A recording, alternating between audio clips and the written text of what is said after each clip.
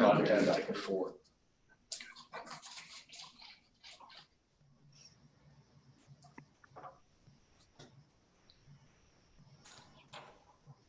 Live. All right, we're live. All right. Hello, welcome to the San Ramon Valley Unified School District Board of Education meeting. We want to let the public know that we are video recording tonight's board meeting. The recording is being live streamed on the district's YouTube channel, and a link to the recording has been posted to the district's website. I'd like to introduce my fellow board members. Again, I'm Greg Marvel, President of the board. Mark Jewett, if you'll raise your hand. Mark Jewett is our Vice President. Susanna Ordway, if you'll raise your hand. She's the clerk of the board. And then Rachel Hurd, board member, and Ken Mintz, board member. So thank you, everybody. If you'll join me 5.0 in the pledge of virtual Pledge of Allegiance, please. If you'll stand. And ready, begin. I pledge allegiance to the flag of the United States of America and to the republic for which it stands, one nation, under God, indivisible, with liberty and justice for all.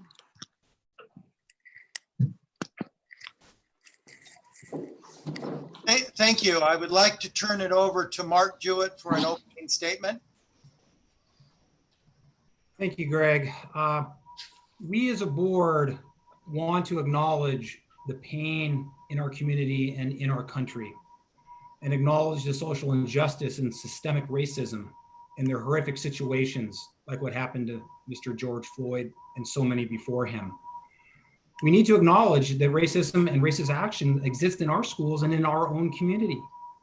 As an educational organization, we have the duty to be self-reflective and engage in difficult conversations that address the impacts of racial and social injustice, to gain mutual understanding of life stories and varying perspectives of the struggles based on racist actions, and how we can use this to grow together, and how we can all strive to be allies to each and every one of our underserved communities. We have made strides as a district, notably through our culturally and linguistically responsive teaching initiatives and other actions. However, we all recognize much more needs to be done. We can and will do better together. I would ask that everyone please join us in an 8.4 second moment of silence.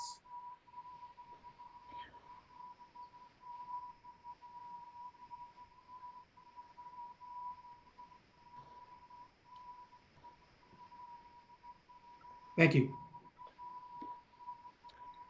Thank you, Mark. We're on to item 6.0, report of actions taken in closed session. So during this evening's closed session meeting, the board made the following administrative appointments effective July 1, 2020. We appointed Sandy Cantillas, principal at Pine Valley Middle School, and Stephen Anderson. He's now going to be an assistant principal, 50% at Gale Ranch Middle and 50% Windermere Ranch Middle School. So join me in thanking our new administrative appointments. Next is minutes of the May 26th and June 1st, 2020 board meeting. Do I have a motion and a second? So moved. Okay, I have a motion from Ken. Do I have a second? All right, and Rachel is raised her hand. She's muted, by the way. All in favor say aye. Aye. Aye. Aye. If you're opposed, say no. Motion carries unanimously. We're now going to do approval, agenda approval and consent items. On 8.1, want to point out that staff has pulled item 10.4, which was related to the board election in November. There was a typographical error that needed to be fixed. We're required to take this action prior to June 30th, so it'll be coming at a future meeting in June for us. Okay, so open session agenda, is there a motion? So moved. Is there a second? Second. Okay, we have a motion and a second. All in favor say aye. Aye. Aye. Aye. Opposed say no. Motion carries unanimously. 8.2, consent.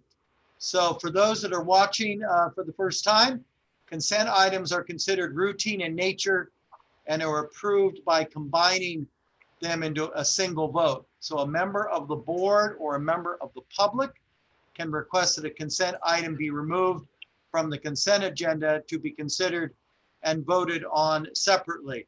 Cindy, have we received any requests from a member of the public to remove a consent item? We have not. Thank you. Okay, hearing none, I'd like to, is there a motion? So moved. Is there a second? Second. Okay, second from Mark. All in favor, say aye. Aye. Aye. Opposed, say no. Motion carries unanimously. And then Ken. And yes, Mr. President, I have two items that I need to recuse myself on. Item 11.3, consideration of approval of contracts purchases over $50,000, and 11.5, ratification of warrants. I need to recuse myself on anything I'm having to do with AT&T or other telecommunication providers, if the minutes can so note. Thank you much. All right. We have no reports to the board on 9.0. We have a 9.1. These are public comments on non-agenda items. I have a couple of comments that have been received, and so I'm going to read those comments now. One is from Tammy Castelluccio, who is the executive, she's the president of CSEA and executive secretary to one of our administrators. Hello, this is Tammy Castellucci, executive secretary to John Compiano. I wanted to take this opportunity to talk about virtual graduations that occurred at our 8 middle schools and 6 high schools the last week of school. John entrusted me to coordinate and manage this project to make sure that our students were honored and celebrated for their accomplishments. We realized this was not the most ideal way we wanted to celebrate our students, but we were successful at our task. We collaborated with Envision Pro AV. We could not have asked for a better company to work with. Aaron B-E-N-N-E, Benny, I'm sorry about that if I'm screwing that name up. Tony Gonzalez and their team worked so hard with patience, understanding, humor, and professionalism. The project certainly was wrought with late nights, multiple edits, questions, and multiple phone conversations daily. Aaron, Tony, and their team made sure that the graduations went off on schedule, and it was a celebratory event for our students and families. We were all proud of our accomplishments when the project was complete. I also need to thank the office managers and administrators from those schools. The work and support that you all provided to your students and families, making sure that every student was represented and staying true to the traditions of your site, was amazing. We all grew and learned new skills during this project. Your patience, understanding, and flexibility is what made this project a success. You should all be proud of the final product that our families will be able to hold on to for a lifetime. Again, kudos to all who worked on this project. Great job. So one thing I failed to say at the beginning, I apologize. Public comments on non-agenda items we cannot respond to under the Brown Act. We can just acknowledge that they're being said, or in this case, being read. But we cannot comment. We can't agree, we can't disagree, because it's not an agendized item. All right, I have one more comment on non-agenda items, and that is from Helen of the Doherty Valley. Dear trustees, after observing all the violence going on in our community and country in the name of Black Lives Matter, I urge you to hold your ground in upholding all life matter. 750 police officers have been injured and many died in the name of Black Lives Matter. Caving to the narratives of only Black Lives Matter endanger other lives and bring chaos and destructions to our communities. I support Black Lives Matter because all life matters. Therefore, if Black Lives Matter means non-Black lives do not matter, then I urge you to stop this dangerous cult movement. Why I cannot support BLM is their violent ways.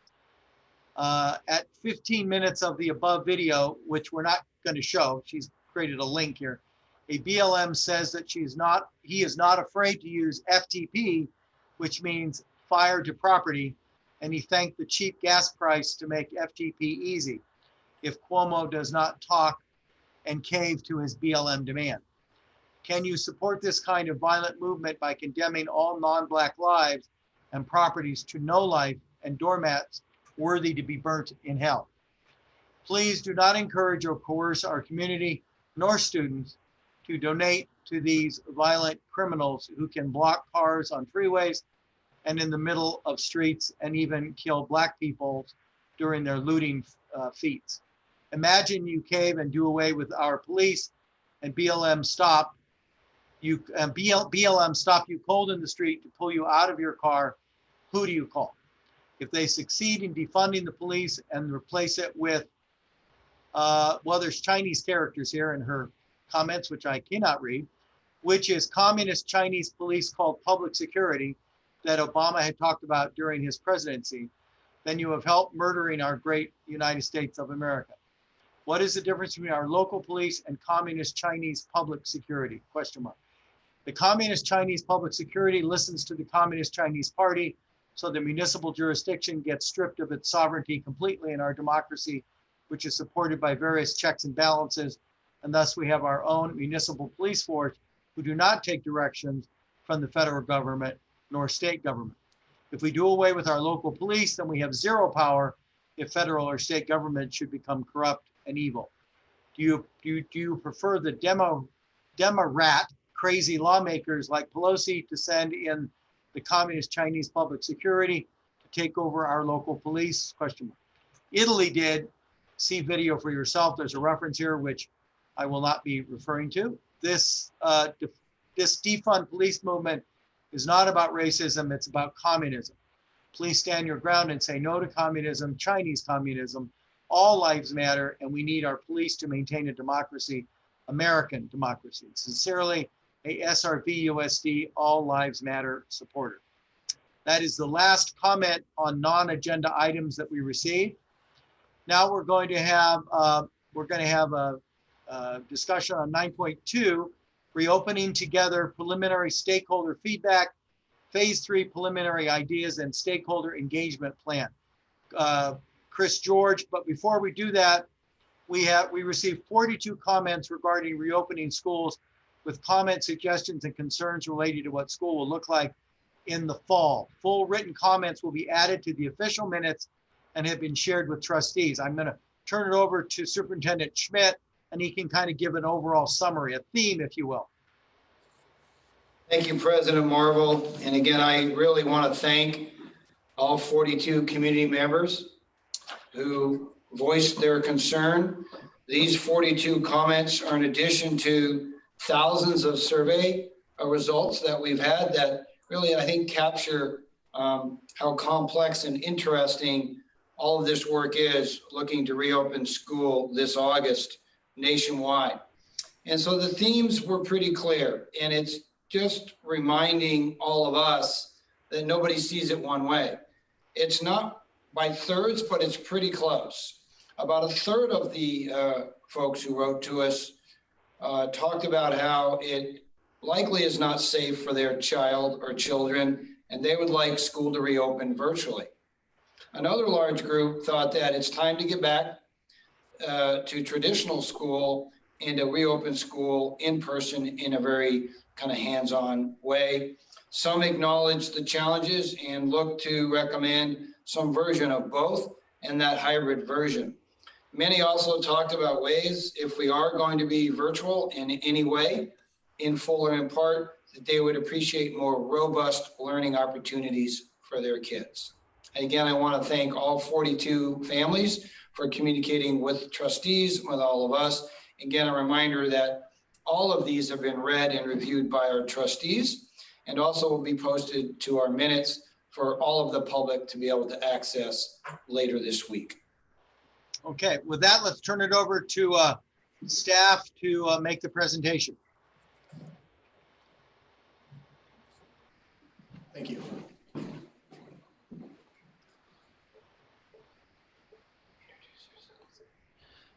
Hi, everybody. Welcome. Thank you for having me here tonight. My name is Christopher George. I'm the Director of Instructional Services and District Communications.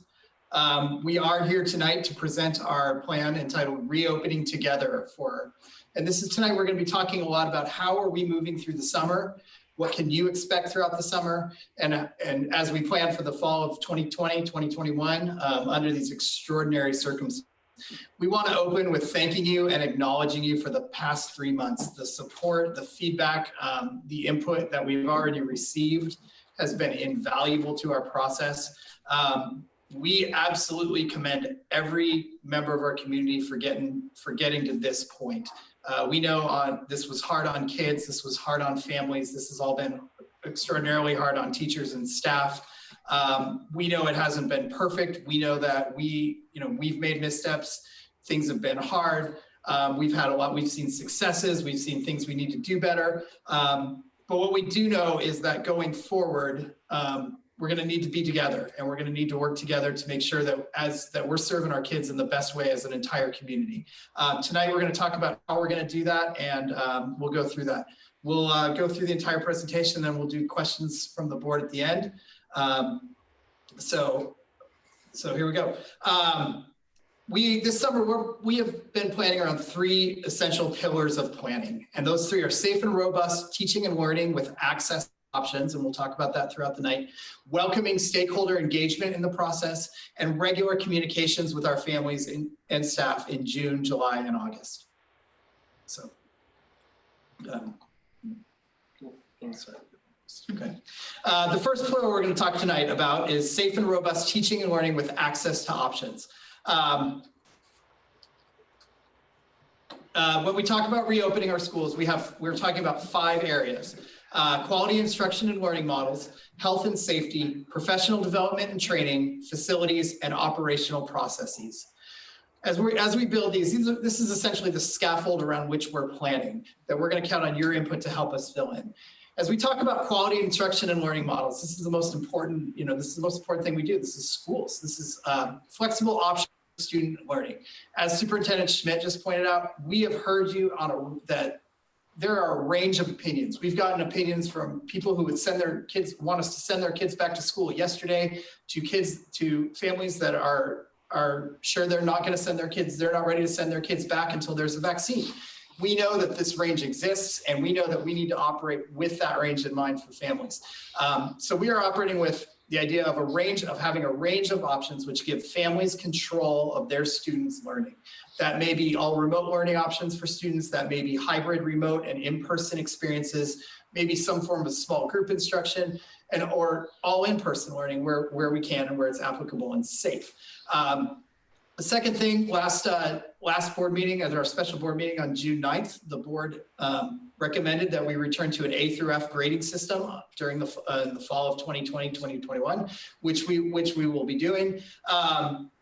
However, we also discussed at that meeting that there are tweaks and improvements and things that are going to need to be done within that system as we look at how do we best assess kids under the circumstances we're in, when kids may be in school or they may not be in school. They may be learning at home. They may be learning one-on-one with somebody at computers, over computers. Third piece, we're looking at intervention strategies for struggling learners. We know some kids have thrived and some kids have struggled under remote learning. We'll be working with that gap as we come back. And 4, making sure we're taking care of both special education and all of our kids who have special needs of any sort. As we talk about health and safety, we're talking about prioritizing social and emotional health and well-being. We know the effect that this stoppage has had, that the shutdown has had on kids' social emotional health. We're looking at effective identification of at-risk students. How do we find these kids who are at risk when they may or may not be in front of us? We're looking at more specialized wellness supports. What does supporting kids' individual needs look like in a new learning environment? How do we make sure they're getting the right supports based on what they need individually? Fourth, and we'll talk about this, we'll see this phrase a few times tonight, enhanced health and hygiene procedures. What are those recommendations, the guidance that comes in? This is what kids and teachers and staff and parents must be doing in order to keep safe, to keep healthy in whatever environment we're in for learning. For professional development and training, we're looking at flexible and accessible options for staff. Does that mean we know that Professional development trainings are going to have to be accessible for staff, whether they're at home, whether they're in school. And we also know that teachers had to stop on a dime and change everything on March 13th. March 12th, I didn't know what a Zoom meeting was. Now it seems to be all we do. Teachers had to learn new technologies, new methodologies. We commend them and we recognize our role in needing to support them in learning those new methodologies and those new technologies.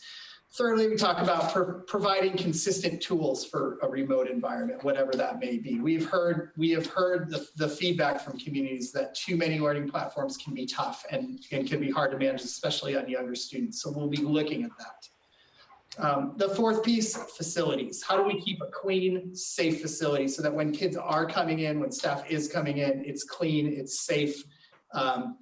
Looking at the required PPE for students and staff. We're looking at what it takes to have safe and sanitized learning environments, workplaces. And again, there's that phrase, enhanced health and hygiene procedures. And that's the many things you may have seen on the news and reports. Do kids wear masks, enhanced hand washing procedures, sanitization procedures, social distancing, all those pieces would fall under that. Operational processes, that's where we're talking about what kids do during the day that's not teaching and learning. That's the daily life of our students. Identifying a safe process for participation in those activities. How does a kid get on a bus? How do we serve them lunch? How do they play at recess? All in a safe environment in this new world. We're also looking at safe, healthy child nutrition. How are we getting food to kids? And human resources processes which support health and safety for students and staff. When people come in who aren't our employees, how do we make sure that they're following safe and healthy procedures? What do we do if a teacher gets sick? What do we do if there's a case in the school from a staff member, from a kid? How do we support all that? Again, safe, healthy, getting kids through their daily life. So, the second pillar we're building around, stakeholder and community engagement. For our purposes, this is the way in which you are telling us what your needs are as a family, as staff members, as students, as we go through the summer and we reopen our schools for fall of 2020. To do that, to begin, we need to say that we have begun this input and it's always been taking place. We have heard our families asking us to say, hey, when do we get to say what we want? When do we get to say what we need? We hear you and we are inviting you to become part of this process. In fact, in order to do this correctly and successfully, staff, school, student, parent input, it's essential, it's welcomed. And we want to take this section to invite every member of our community to join us as we go forward. We can't do this without you. We can't do this for the kids without you, and we can't do it if we're not together. So as I describe the ways in which you can give us input, please think of one that you can join in on, that you could be a part of, because we need your input. The first piece that we're going to go over tonight of this part is stakeholder engagement plan. This is what you can expect and when. We're in this initial community input phase. We sent out a survey on May 29th to staff, to students, to parents. Deborah Pettish held teacher focus groups about 2 weeks ago. We've begun taking on that initial community input. In fact, we'll be sharing the results of the survey on our website that I'll be talking about in a little bit. At some point next week, you'll be able to see results of the surveys. All of this is going into the recommendations, which will be put in our planning and guidance document, draft number 1. You can expect that around June 23rd, at which point that will be our first skeleton outline, skeleton recommendations about what this is all going to look like. How will kids get on a bus? How will we be teaching and learning? What are those health and hygiene procedures? That you can expect in about 2 weeks. Following that, we will have another round of surveys and input called community input on draft number 1. Then we'll take your feedback on our recommendations, tweak them, and put out a near final draft of that planning and guidance document during that first week in July. We will be taking input the whole time. We will be taking input past that date when we release that near final draft. We will be in touch with parent leadership, staff leadership. We will take your input at any time. I don't want you to think it's going to stop once we put out our recommendations. But that's what you can expect and when, as far as when can I see a plan for my kids. To take this stakeholder engagement, to invite you to come along with us, we're going to be looking at major areas: surveys, focus groups, and online input. There's a lot on this slide that I'm going to be going into detail. Please keep in mind that you can download this presentation and you can go through all the details of it on our website that we'll describe in a little bit. The first piece, surveys. We began the initial survey phase on the week of May 29th, when we took staff, student, and parent surveys. That was closed on June 5th. Again, as I said, we'll be looking at releasing results on the website next week. There will be a special education specific survey next week, June 15th through the 18th. And again, the feedback survey, first draft will be out that week of June 24th and 28th. So once families have had time to see our recommendations, they'll be able to give us survey feedback on it.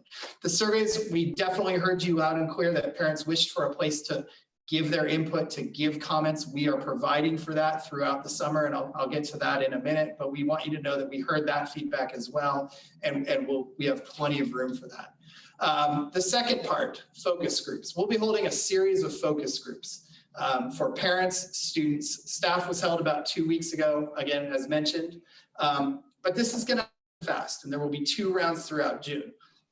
Our first set of focus groups, this Friday, June 12th, 9 a.m., we will have small group Zoom meetings with a group of parents and a member of our educational services staff and members of our educational services staff in small teams. We'll be asking you questions. There will be a chance for interactivity. You'll be able to tell us what you think, give us ideas, give us input. That will be, signups for that focus group will be available on our website tomorrow at the SRVUSD.net/reopening together website. You'll be able to sign up tomorrow for those focus groups. Should we have more interest than we have spaces for, we will choose by lottery, but keep in mind, we literally have hundreds of spaces available for parents to come join us on Friday. We will also be holding student focus groups next Monday on June 15th. Students will be able to do the same thing, interact with us directly, ask us questions, give us ideas. Signups for that will likewise be available tomorrow on that website. The third piece, we'll have another round of focus groups on June 29th as we get that feedback on that first draft of our recommendations. Signups for that will be on the website again, June 24th. We've also created some spaces for people to give online input, and this is that more open-ended input that we know is being asked for. We've created an email address that is currently open called reopeningtogether@SRVUSD.net.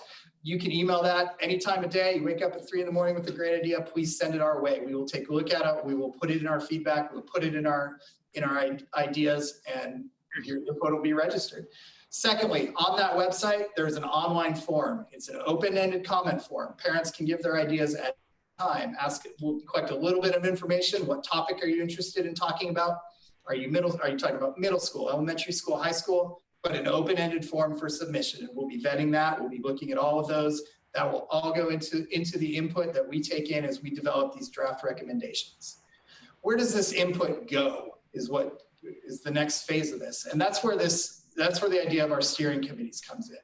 We have 4 district level steering committees comprised of staff from all 3 of our bargaining units. At this point, we have over 70 staff members serving on these committees, all 3 of our bargaining units and district office staff.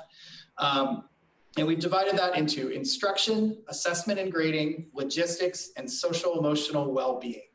Those groups are the ones that are going to take all this input, synthesize it into those recommendations for those 2 drafts. So that's kind of how it gets made, how it gets done.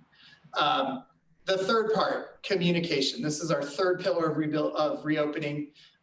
Communication, we've really strictly defined that as how are we keeping you informed? How do we let you know what's happening, what's important, what dates you need to know?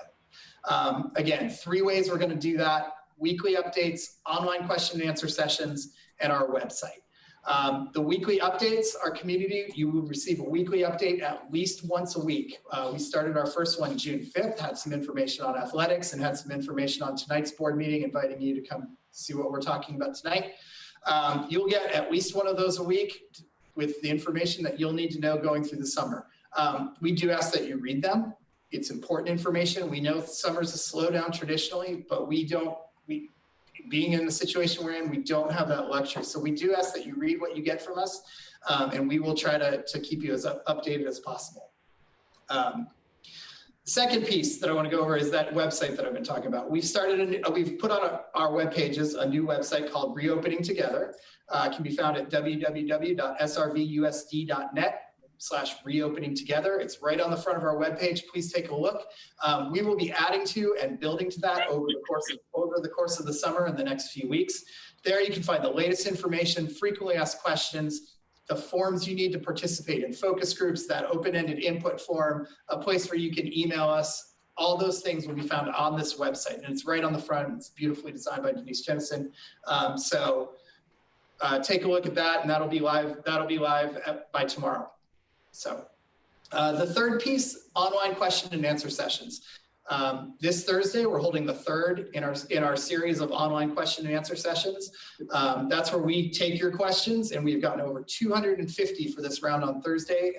Those have gotten a great response. Those are all available on our YouTube channel. We synthesize those questions, put them in categories, and we do our best to answer them given the information that we have at the time. The next session will be on June 11th with sessions throughout the summer.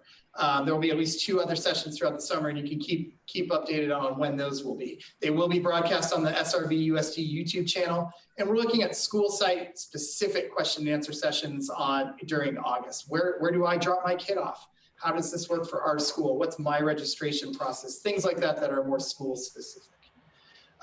There's a lot there, so I do invite you to take a look at our website when it's live tomorrow.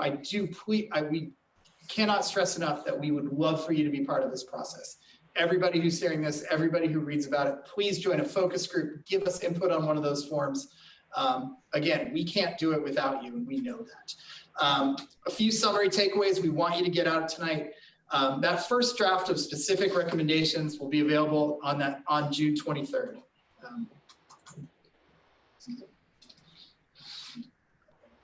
That first draft will be able on June 23rd. That will show you the specific information that I know people are desiring. What is this all going to look like? That'll be the first draft, that skeleton.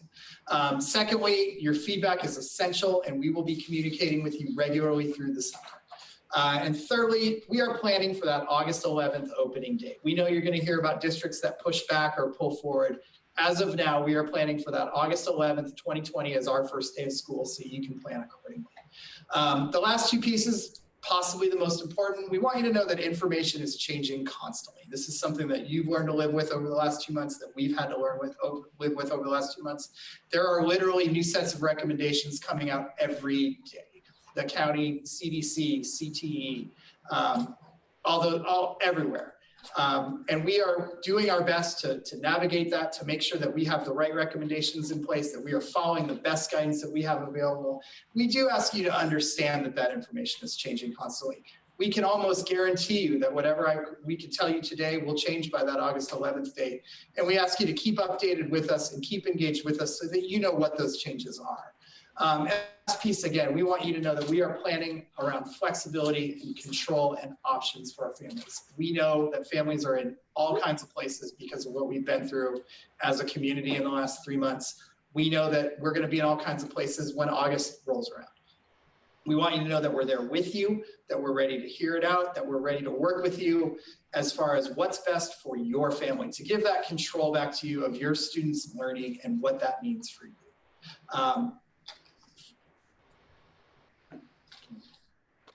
So finally, we invite you to contact us at any point. Again, that email address, reopeningtogether@srvusd.net, the website, Reopening Together, our Twitter account, our Facebook pages. Please stay engaged with us throughout the summer. We know it's hard. This has been hard on parents. This has been hard on kids, as we've said. We don't know what the road looks like ahead. We don't know that it gets any easier from this point, but we know we can't do it if we're not together, and we know we can't do it without your input. So please, please, please join us as we go forward, and thank you very much. Okay, thank you. So comments from board members or questions of staff? Mark. Yeah, just a couple of clarifying questions. Chris, on parental engagement, we have a couple of focus groups you mentioned on June 12th and 24th, if I got the dates correct. Yes. Other than posting on the website and this public meeting and this document that is now part of the public record, how are we notifying parents such that they have the ability to sign up for those focus groups, because there is a thirst in our community amongst our parent groups and guardian groups to be active participants, not passive, just emailing ideas. They want an active voice in this. How do we make sure that we're capturing that? Yeah, and we want to honor that activity, and we want to hear that activity. Quickly, the correction is that the second focus group is on June 29th, just so Thank you. you have the right date out there. We are sending out our second weekly update tomorrow that will have those links and those that information in it. Thank you. So invite people in. Yeah, I just want to make sure that we've got a consistent means of communicating through broad emails to make sure that people understand where there are opportunities to give direct and meaningful feedback. The second thing is a little bit more broad, is how is the district interacting and coordinating with Contra Costa County Health? And how should we think about that relationship moving into the openings of schools? For instance, are we going to be looking to county health to provide us with the plans for how many kids on campus at any given time? Or is that going to be more open for local agencies to determine based on community needs? I'm going to field that one, Mark, and also feel free to, we have Deb Pettish here, as you can see now, as we've expanded the kind of view, and of course, Christine Wahardo. So I participate every week on a pretty significant call with public health, and did so yesterday. We'll have an update for you Friday, but a preview of that update, Mark, is that it depends. Public health will not direct, they will guide. And the guidance is pretty clear and supported all the way up to the state level through the governor's office. And the guidelines so far, although not absolute, are 12-1. For the immediate future, there's no line on that. It could be through July, it could be through August. Most believe, again, we pepper the public health officials, the infectious disease doctors, director, the assistant director. They haven't committed to a date. So that date could be middle of the summer, it could be early fall, it could be all the way through the winter into early 2021. So all of our planning and all the districts in the region, especially in the 6 Bay Area counties where restrictions tend to be tighter and the reentry slower than other areas in the state, will be 12-1 in terms of that, with many guidelines. The Department of Education just came out with a 55-page document that many of you have already seen, emphasizing some of the same things coming from state and county health officials. So we are using the guidelines of 12-1 for in-person learning. All of the other recommendations at this point, and there's still recommendations about how to take care of health in regards and safety in regards to PPE, and all the way up through and potential requirements for testing and temperature and all that. So those are still undetermined. And I assume we're going to, and I'm sorry, I have just a couple more and then I'll see. No, it's all good. No, it's all, that's why we're here. We're going to stay in very close contact with all neighboring districts to make sure that we are aligned in our current thinking, considering it doesn't, bottom line, doesn't sound like we are going to get direct guidance or mandates from public health. Right. I'll do a really big picture example of that for all the trustees. And I spoke with one of you earlier today about what I was doing earlier today. And I want either Christine or Deb to talk about their network. So like we did in the remote learning, we were comparing to other districts in communities that look and act like us, where there's great expectation, parent involvement, and students who want the very best. So just today, and it will carry on again in part 2 tomorrow, all 18 districts did a 20-minute presentation in the county, 9 today and 9 tomorrow, on the reopening ideas. The walkthrough that you just saw from Chris is what I presented today.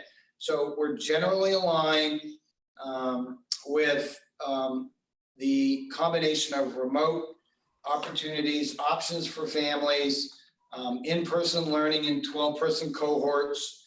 There's pretty consistent approaches to all of these things. And it isn't just what's happening in the classroom, it's also how are we handling food services? How are we handling transportation? How are we handling athletics, as an example? How are we handling recess, PE? All of that is part of the conversations at the superintendent level. And I'd love for maybe either Deb or Christine to talk about it in the actual curriculum planning phase. Sure, absolutely. And Debbie, you can jump in as well, but we have spent a lot of time over the course of the past, I'd say 2 to 3 months, meeting with our regional partners in both Alameda County and Contra Costa County of Education. So both Debbie Pettish and Nadine Rosenzweig, our Executive Director of Elementary, meet almost weekly with all the surrounding curriculum coordinators. And in those planning sessions, they're talking anywhere from curriculum, assessment, grading, to models and options of how we reopen. So we feel real confident in working with our surrounding neighbors and our partners up and down this Tri-Valley in making sure that we're all consistent in providing options for students. And I think for us, I know at our team, and I sit in this seat both as a parent and as an administrator for this district, we want our families to have options. We want our families to be safe. We want our families to know that their child is getting an equal education to what others in this area are receiving that are comparable to the outstanding work that we do in this district and why we bring our kids here. And so, those are some of the global partnerships that we have. And I can turn it to Debbie to some of the smaller networks that she also does on a daily basis with some of our partners. Yeah, sure. In addition to what Christine said in terms of our weekly county meetings, which have been extremely beneficial, we usually start by talking in a large group about maybe new guidance documents that have come out from the state, for example, on just this past Monday, or from counties, county offices of education. And then we typically move into smaller groups where we've really focused on things like Christine said, the operations, social emotional learning, curriculum and instruction. So in addition to those, we also have, I think we've set up 2 or 3 meetings a week with curriculum directors that we have at about 4 o'clock every other day, with curriculum directors from around the area in places such as Pleasanton and Dublin and Livermore and Fremont and a couple districts I'm sure I'm forgetting. And those have just been really, really valuable also, just to help us kind of think through, not only hear what others are doing, but also really hear that others are kind of, I won't say struggling, but thinking through and having kind of what we're having. Let's acknowledge, this is an incredibly difficult environment, contingency planning. I understand it, and I'm not trying to hold us to account with very specifics, because I understand the earth is moving underneath our feet. But when we think about draft 1 on June 23rd, can you give us some sense of specificity that we should expect, just so there's not misalignment of expectations on draft 1? Okay, yeah, sure. So what we're really looking to do on June 23rd is provide the Board of Education really with some options in each of those areas that Chris laid out. So for example, in the area of curriculum and instruction, what options would families have? And then we would love for the board to provide us some guidance, and then based on that, really put it out to our community, our parents, our students, our teachers. And again, as Chris said, collect survey data, do focus groups, really understand that right now we're looking at really big picture. We're going to kind of pare it down to several options, get really valuable feedback from all of you, and then develop that second draft document. So what we're looking at the 23rd is really a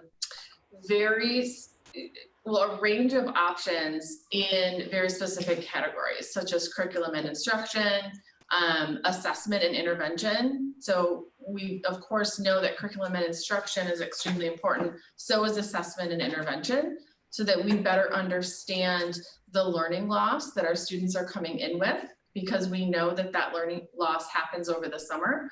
And it especially has happened, I'm sure, over the last couple of months across the state and the country. And so then what interventions will be put in place to support those students who may be struggling, not only academically, but also socially, emotionally, because we do know that is something that a lot of people in our community have been talking about. And as we get the survey results back, we do want to recognize that is an issue. Students are struggling, and you hear about it on the news, and And we hear from counselors about students who are struggling. So we really want to be responsive to that.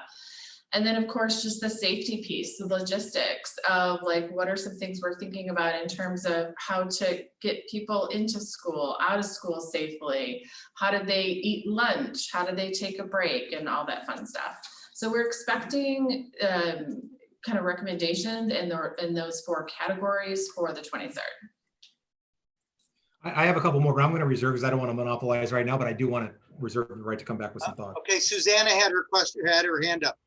Yeah, thanks, Deb and Christine. I actually, I know that you're getting, you know, feedback and input and all that from parents and teachers and students right now. So, but what have you heard, I mean, from even the other school districts with regards to not only, you know, schedules, classes and things like that, but really even anyone even contemplating on re-looking at their calendar? Because I know that we're planning right now, right, on August 11th. But I also know that, you know, there have been some talk, there might be in the fall, there might be, you know, a resurgence of the virus or something. I mean, again, for contingency, are you hearing anything about that and whether or not we should be also thinking about that? So in all of the discussions I've had, I think I've only heard of one other district that is considering maybe starting a couple weeks late.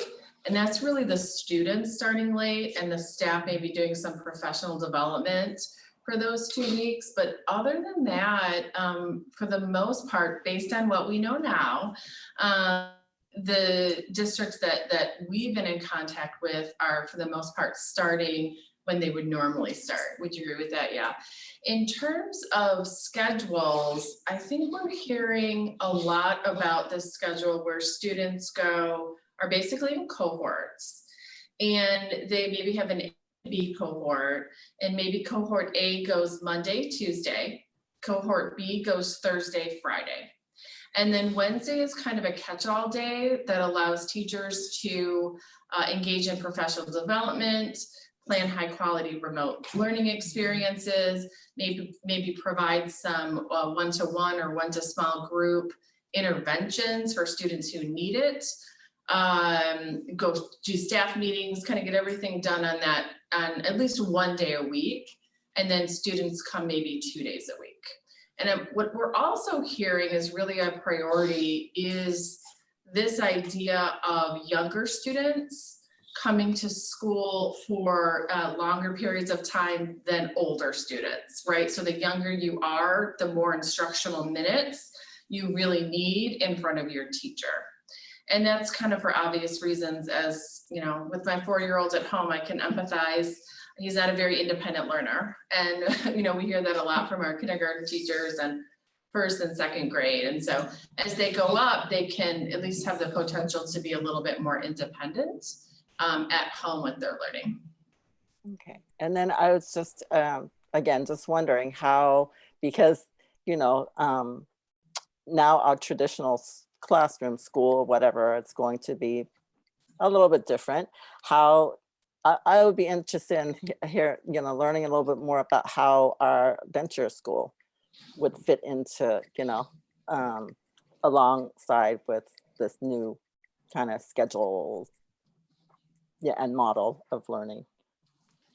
Yeah, so that's such a great question. And we've been literally have had over the last 2 weeks, hours and hours and hours of conversation about that and what that looks like, because venture, we really think is going to be an absolutely wonderful opportunity for a lot of students. And so we've been talking a lot to teachers there and the principal, along with some just colleagues from across the district, in terms of how can we really look at venture as an opportunity for our students TK-12 potentially, right? So right now venture is a lot of secondary students. Is there a way to maybe open that up for elementary students? And so there's been a lot of talk, a lot of research, a lot of meetings, and we look forward to bringing more of those, hopefully solidifying them, and then bringing them to the June 23rd meeting. Thank you. Okay, and Ken. You're on mute, Ken. Thank you, Greg. There we go. Thanks. First, I want to thank you all for the structure you're putting in place in attacking the problem. Clearly, as Mark mentioned, it is very, very complex. There's a tremendous number of unknowns that are outside of our control that we have to deal with as we find out more. But in terms of the kinds of things that I know I'm hearing, things that I'm sure that you're already getting input from folks on, just want to bring up a couple of those. Maybe we can give some quick reaction to them. First, one of the things that I hear people concerned about is, quite frankly, the quality of education, particularly with remote learning, and what our plans are in terms of ensuring that, you know, we got a very, very short time frame here before opening up in August to make sure that we've developed a system, not only that we know what direction we want to go, but that our staff is prepared to do it in a high quality fashion. Anything you can share on that part of it? Sure. That's actually a great question, Trustee Mintz. We have heard that nonstop. And I think we have a clear understanding of what we just came off of the last 3 months was not robust learning. I think we can all say we were in a mode to keep kids healthy. We were in a mode to keep our teachers up and running. It was really surviving education in a way that we have never had to survive before. I think what our curriculum and instruction team and really the foundation of what our ed services team has really discussed is how important and crucial it is going to be to not only remediate those students when they walk in the door based on those standards that they did not receive those last 6 to 8 weeks of school in a robust manner, to be able to access remediating kids quickly and efficiently and assessing them in a way so that we know exactly where they all come to us in August. And that being said, whether we are hybrid, remote, or a combination thereof, the teaching and learning has to be more robust, more consistent with a learning platform that is manageable for parents and students to access and quickly. I lived it with all of you for the last 3 months, so I know exactly what it's like to plan it and live it in my home. And so I think to some degree, having that vantage point, we're using that as a lens to really use to our advantage. But we really do want to come back in the fall, and as much as we can get back to normal, and I say normal lightly because we don't know what August will hold, but we do know we need to know where our kids are when they come to us emotionally, academically, and to be able to serve them, whether it's hybrid or a blended model, in a manner that captures remediation and then moving forward with robust instruction. You know, if I can just, one other couple of quick points. One is just on the topic of remote learning. I've got to admit, I did hear really mixed reactions. It wasn't all bad. I got quite a number of folks who felt that, you know, in different circumstances, different grade levels, different teachers did just a phenomenal job in making the switch to remote learning and feeling that the students received a quality education online, and seeing what we can do to broaden that even outside of the issues that we're facing now as part of our curriculum presentation going forward.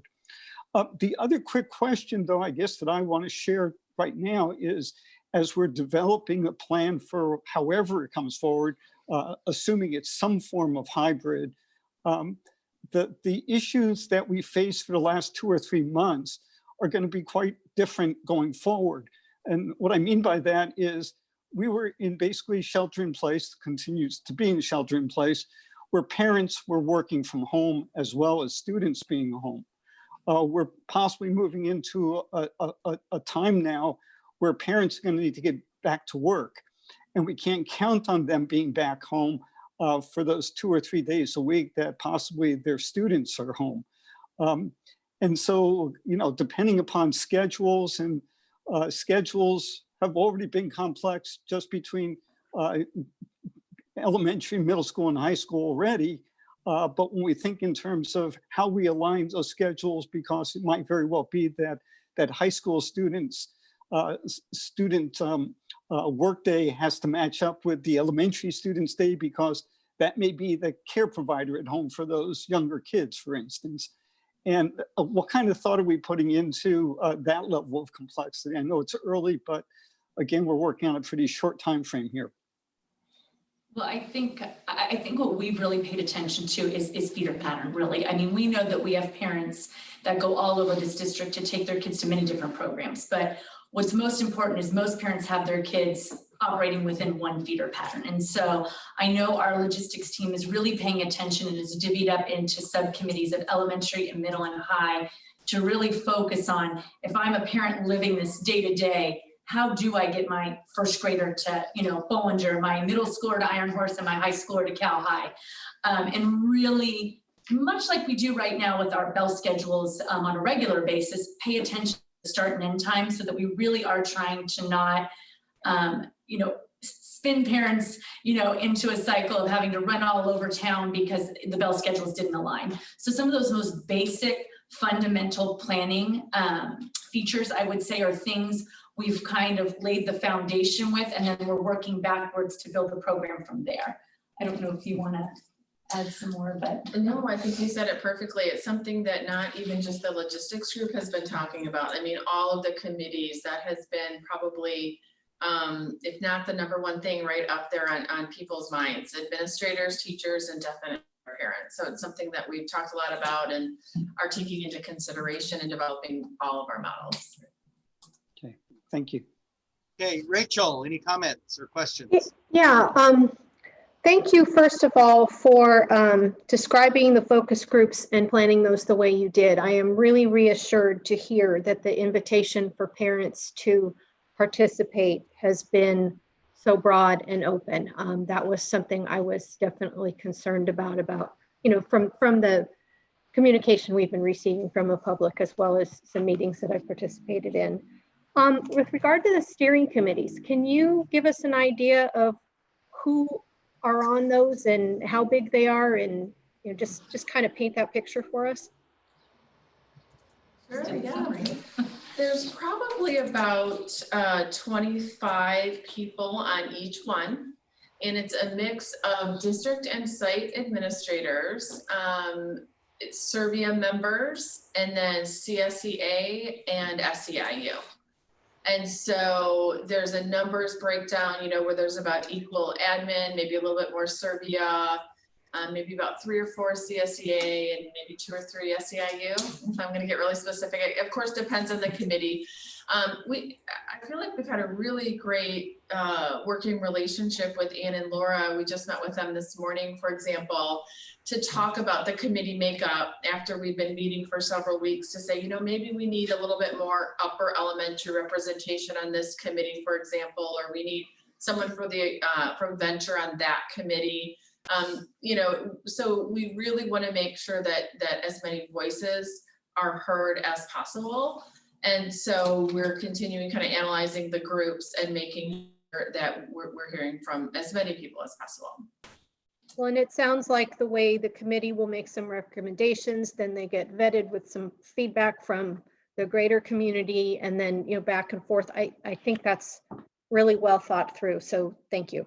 I hope that rest assures some of the things that people were writing to us about, that there is a process. Sorry, Christine, go ahead and finish what you were going to add. Well, I'm sorry, I didn't mean to interrupt you. I was just going to say our steering committee leads then meet every Friday, and we as a district leadership team collect all that information on what each of the groups are doing to make sure A is fitting B, B is fitting C, to kind of Trustee Mint's point around what the logistics group is planning really is coinciding with what curriculum is planning. And what curriculum is doing is aligning with proper assessment and grading. And so those teams together we meet every week, but several hours a week, those steering committees are meeting, and then we regroup on Fridays to kind of summarize how our team leads led those groups for the week. Okay. To go a little deeper into just, really my own picture of what we're looking at and trying to manage people's expectations, because I think a lot of the feedback we got was from people who were not satisfied with the remote learning, and many of them saying,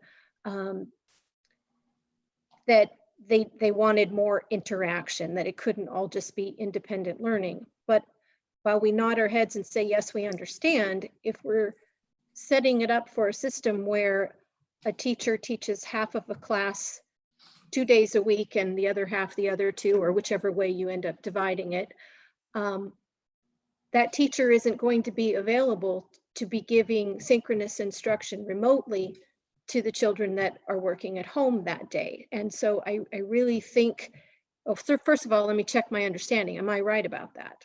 Yes. And so I think as we are describing what this hybrid means, we need to be clear about that. Now, that doesn't mean that they're working in a book all by themselves and can't have access to video or interactive programs or whatever. But I think as we go along, we need to paint the picture for folks, because a lot of the emails we received were people wanting 5 days a week traditional learning. And I think within these guidelines right now, that's off the table. Is that an accurate conclusion? I would say yes. I would also say, in a traditional classroom, while your child is with their teacher 8 hours a day, that teacher's not necessarily instructing for a full 8 hours on a typical day. And so I think it's important to remember that even though your child may be home, there are times within their regular day where they might be independently working in a small group. They might be working on a reinforcement of a concept. They might be practicing or working with a small group on a project-based assignment. So I think it's important to remember that when those students are home for those days that may be remote, those are the kinds of things that teachers are planning for in their instruction, in their lesson, just as they would in a typical 8-hour day. It may not mean, Mrs. Pettish is right in front of me, but the concept of what she's sending home with that child on the daily basis when they're remote learning from home will meet the needs as if they were in the regular room. Thank you. I think that's real, but it's that kind of paint the picture that I think we're going to have to help people understand, and that certain levels of working independently, many kids are capable of, even when they're young. It's almost like the time of the week is going to be, carved up differently. And I was wondering earlier today if, even the opportunities for kids to work together in pairs or small groups in that time that they're home would be possible. Of course, can we deal with the online unsupervised, or is that how you put parent volunteers to work, or something? It just seems like there's so many options that your steering committees have to think about once you really kind of look at it all differently. So I'm glad to hear you guys are working through all of this, but I do think it's really important that we bring families along so that they understand what we're talking about. Any other comments from other board members before I weigh in? Just a couple comments. And first, just to underscore, Rachel, what you just said, because it's extremely important based on community feedback that we've received, is really nowhere in this discussion are we talking about 5 days a week, seven hours a day in class on our campuses right now. And as much as that disappoints me as a father with 2 students, it is the reality with which we are faced. And that's why I'm so very interested in how we are going to connect with County Health to make sure that we are doing everything we can to put kids back in classrooms. I believe personally that there is nothing in our quiver remote learning wise that is an adequate or even comparable substitute for in-classroom instruction. And we have to keep that as the goalpost, but it's not an immediate goalpost, and we need to set those expectations with the community as much as distasteful as they may be. And Christine, I just want to thank you for acknowledging the challenges with remote instruction. I've always said great leaders question why they're wrong, and I just want to acknowledge that the district understands that this is a very challenging environment. We had to change course and course correct very, very quickly, and that's not easy to do in a very large matrix organization.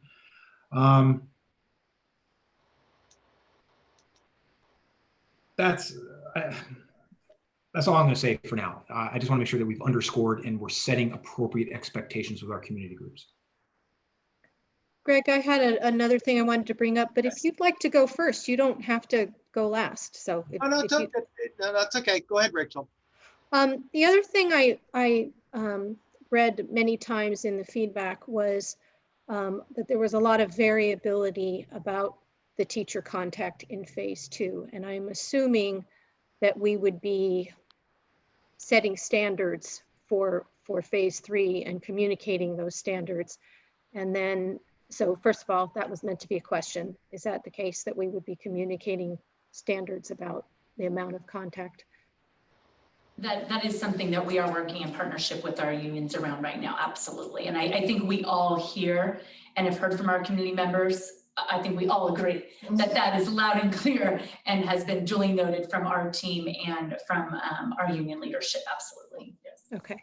And then I think along with that, just like we have expectations in a homework policy and expectations on the part of students and parents that if the policy isn't being followed, that they need to give timely feedback so that it can be corrected, I would hope would come with that, with those expectations, so that it's not the kind of thing we hear about at the end of the semester, that it happens so it can be fixed, because every single person in this district wants kids learning. And so if something isn't working, we want to know about it sooner rather than later, right? Absolutely. And I think with our intent of going to traditional grading in the fall, that will come a little bit more naturally just by nature of traditional grading, because your checkpoints along the way when you are issuing your grade are far more robust than when you may be just assessing a little bit more informally like we did over the course of the last semester. So we absolutely, I think, will have more opportunities for teachers, just as they regularly do, to have those built-in places for assessment and feedback, both formally and informally, of student learning along the way, because the grade is going to be a product of that. Okay. Thank you. Okay, so I'm going to start off my questions and my comments first with a preface about my frustration about how the environment that we are all in. And I would imagine most people would agree with these, but we're impacting kids' lives. We're impacting the educational quality that they're going to have and the impact that they're going to feel, frankly, for the rest of their lives if we're not preparing them as adequately as we had previously. And we keep getting mixed messages from the health experts about what works, what doesn't work, what we're going to do, what we can't do. You know, masks were bad for you, masks would be good for you. Then there was a report that came out a couple of weeks ago that said masks are bad for you because you lose oxygen. You know, you're rebreathing stale air. And then back to the World Health Organization came out and said, yeah, you should probably wear masks. Or before they said you shouldn't. That's just the mask issue. And then you have all these other contradictions that they seem to change week to week, sometimes day to day. And we, as educators in a school district, and parents and students are caught in the middle.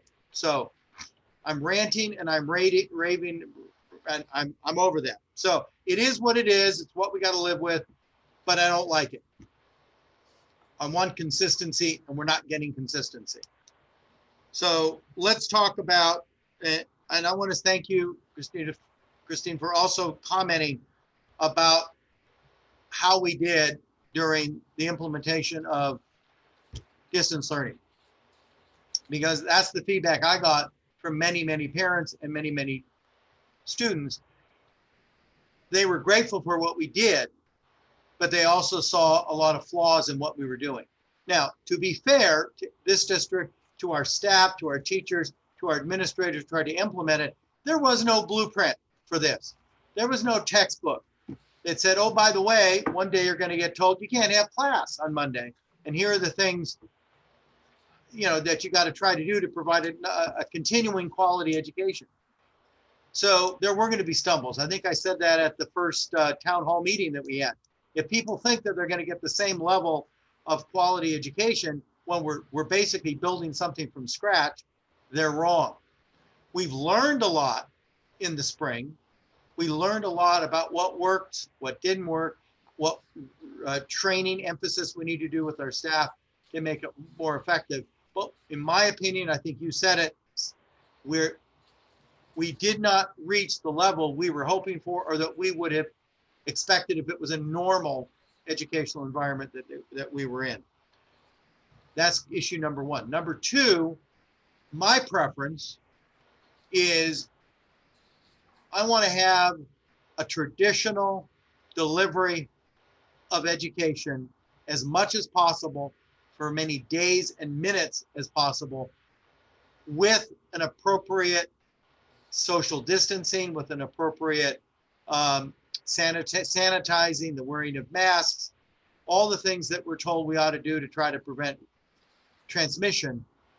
But in my opinion, a sole delivery of education using distance learning is not as effective as all in-person learning and or a blended model of distance learning / in-person. An all distance, in my opinion, isn't for some kids highly effective. It works for them. I talked to 6 high school students from the Doherty Valley on Saturday. I met with them and they interviewed me, and they thought distance learning for them worked beautifully. But I've also talked to other kids and parents where they said for their child, it was an abject failure. So that could be that could be the way it was delivered. It could be their child's learning modality. There's all kinds of factors. But the bottom line is, I think hopefully all of us would agree that the more in-person learning, quote unquote, traditional, that we can do, the better it will be for kids.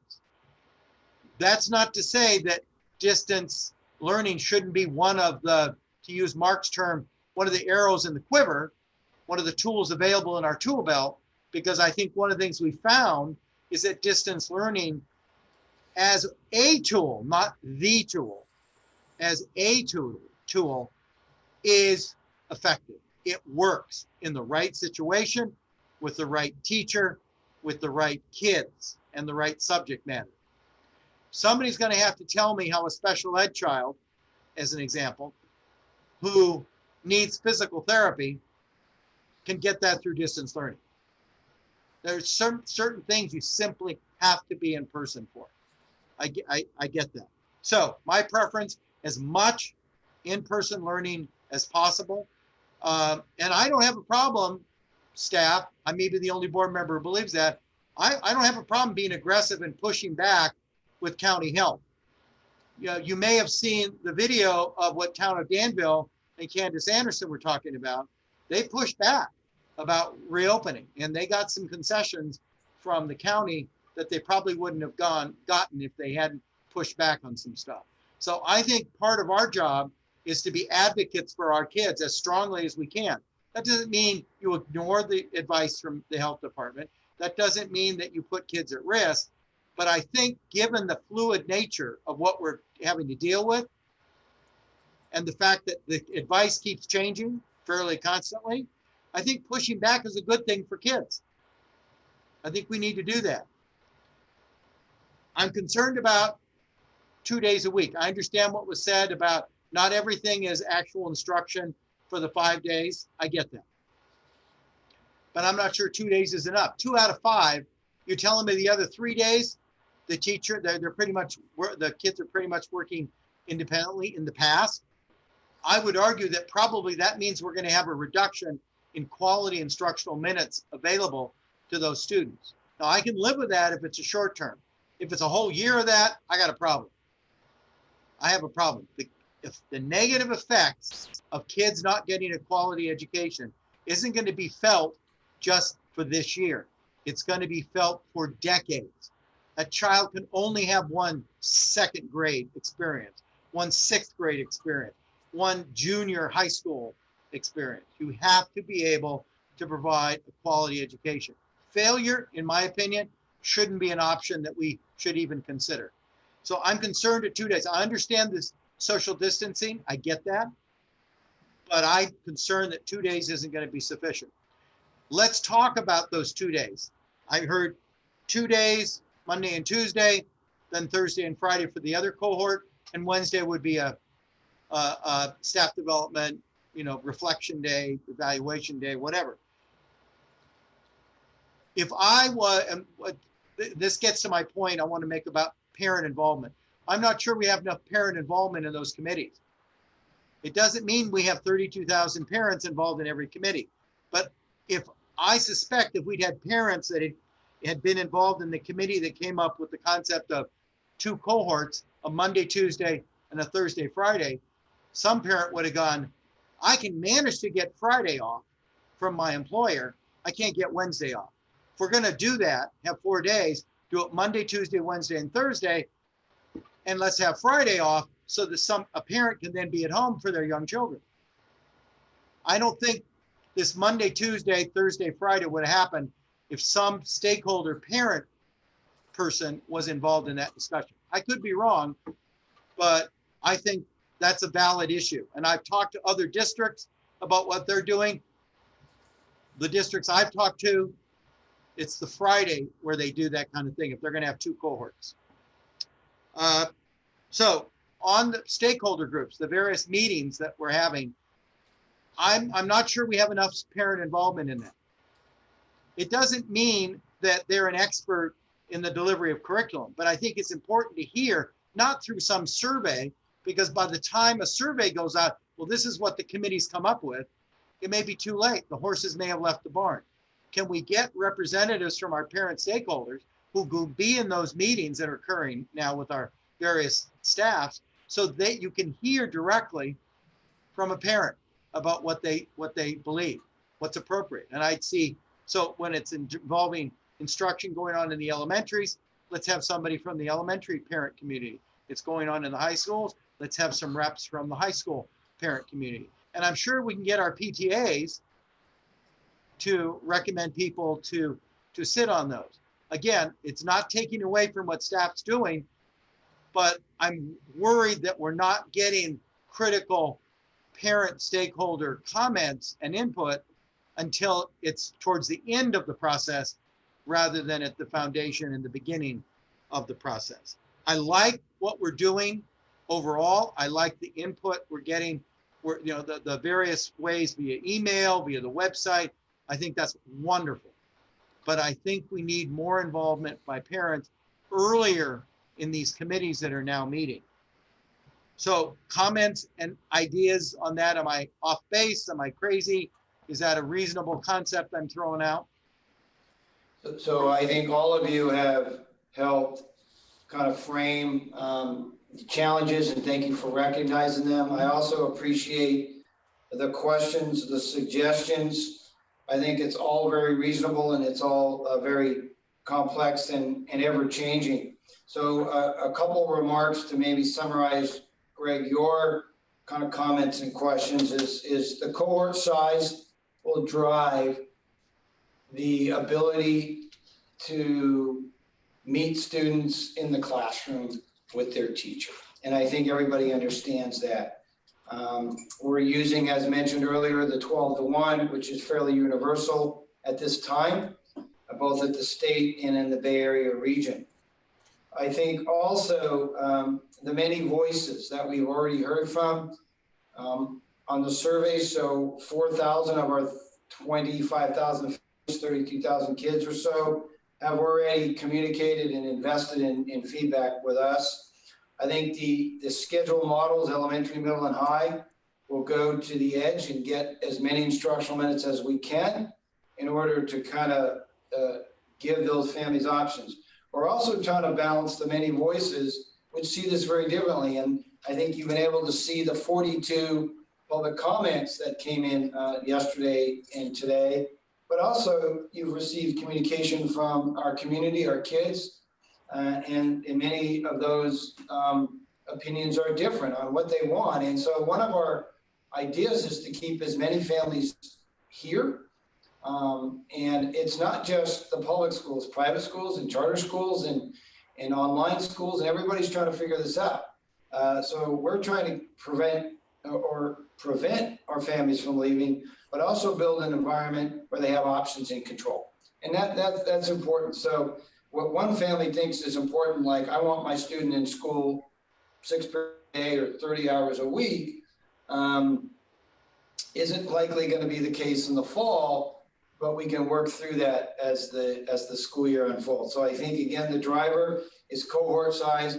We have pushed back with public health. Those are very, very interesting meetings, asking for a definition. And I also want to honor their work because their science changes too. And there are opinions on their side as well as there are on our side about what's best for kids and what's best for staff and how to maximize all of that. So I'm pleased with your level of engagement, trustees, your concern, your ideas, your recognition of the challenges. One point about special ed is nearly universally with our network of districts, we're going to do everything we can just because of the nature of those smaller class settings anyway, to invest as much time instructional minutes for those kids, and likely they'll get closer to a normal school day, school week, school year instructional minutes, hands-on and say more traditional. So I'm feeling good about that because quite honestly, both in terms of feedback and what we already knew is the special ed kids, they didn't get as much as they should have, even more so than other kids during the spring kind of remote learning phase. So I think tonight was meant to engage again, get feedback. We'll continue to update trustees. I think one of the things I like about our communication plan is it's regular. And even though folks didn't elect to participate, we have more online options, as you can see by the stakeholder engagement page on slide 13. And I think the focus groups will be good. I've heard that you have some ideas about how to engage more parents. I think we can do that. I'm not sure how yet. One thing I want to re-emphasize is that in July, when principals return, they will do local engagement with their stakeholders and begin at all 35 schools in the fall to kind of engage our parents more locally as bell schedules are shaped, as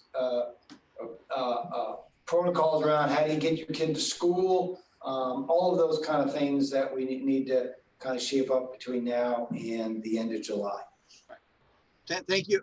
One thing I forgot to mention from an operational perspective, I'm working with a large district down in Southern California, and we were analyzing the data points that had come out from the Department of Ed, the State Department of Ed. One of them had to do with busing. And basically for this district, in order for them to continue the same level of busing that they had done because of the distance, the social distancing on the buses. You ready for this? They were going to have to add 450 more buses. Yeah, well, guess what? That isn't happening. And even if they wanted it to happen, they couldn't get 450 drivers. So one of the things, we don't have that big a fleet, but what we have, we do have enough routes that if you used to be able to have 15 kids on a bus, and now you can now all I have is 4 or 5, you just lost 1/3 of your fleet capacity, and yet you got to get the kids to school, the special ed kids, it's what we bus as a district. You got to get to those special ed kids on time for them to be, assuming we're having classes online, having on-site classes, you're going to have to get them there in time, which means you'll probably have to tier the buses, which means you could have a kid, you may have to take 2 runs to get, or even 3 runs to get the kids to school before school starts, even with an A cohort, and a B cohort. So one of the things they were looking at, they hired me to look at is bell times. Can we adjust the bell times in a way that allows for more use of buses with fewer number of kids on the bus and still be able to now service that middle school and that high school when you're also serving elementary. So trying to take advantage. So we've got the same problem. I'm assuming we're not going to ignore what came out yesterday from the State Department of Ed, and we're going to probably only be allowed to have, Danny, 4 to 5 kids on the bus, on the special ed bus. So that's something else we got to throw in, and that could impact bell times. That's why I'm throwing it out. Okay, any other comments, questions? Hearing none. Staff, thank you so much. It was a very informative presentation. We appreciate it. Now we're going to do 9.3 President's Comments. Tammy Castellucci, CSEA President, has a pre-recorded message, and I'm told that the IT technology whizzes have it all figured out.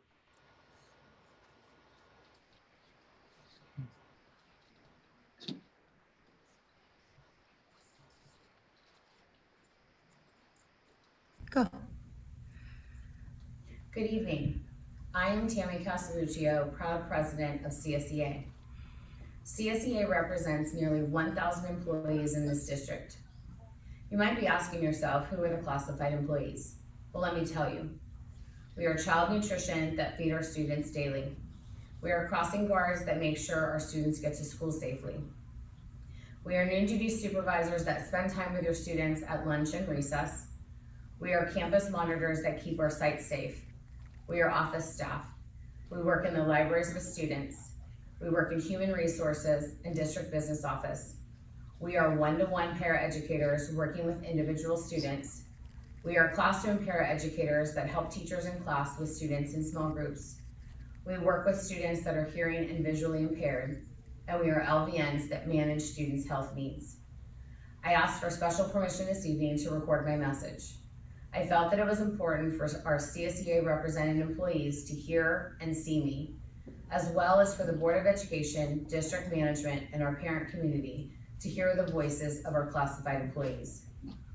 I've been president of this great group of employees for 7 years now.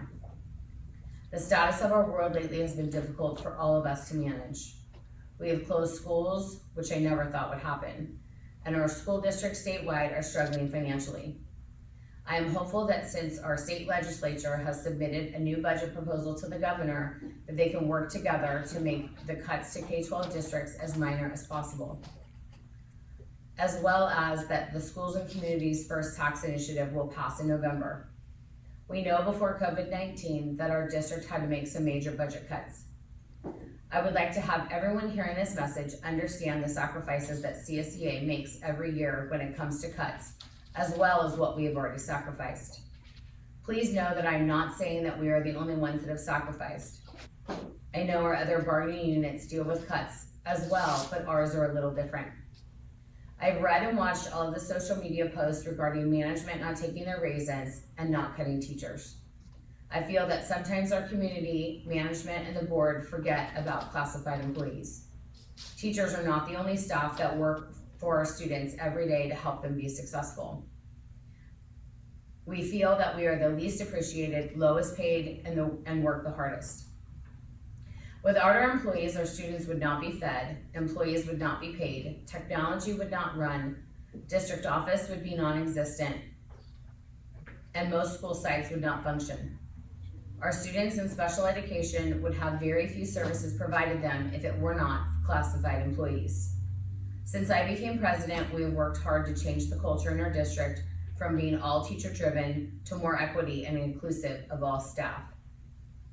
We have made some great strides in making that happen.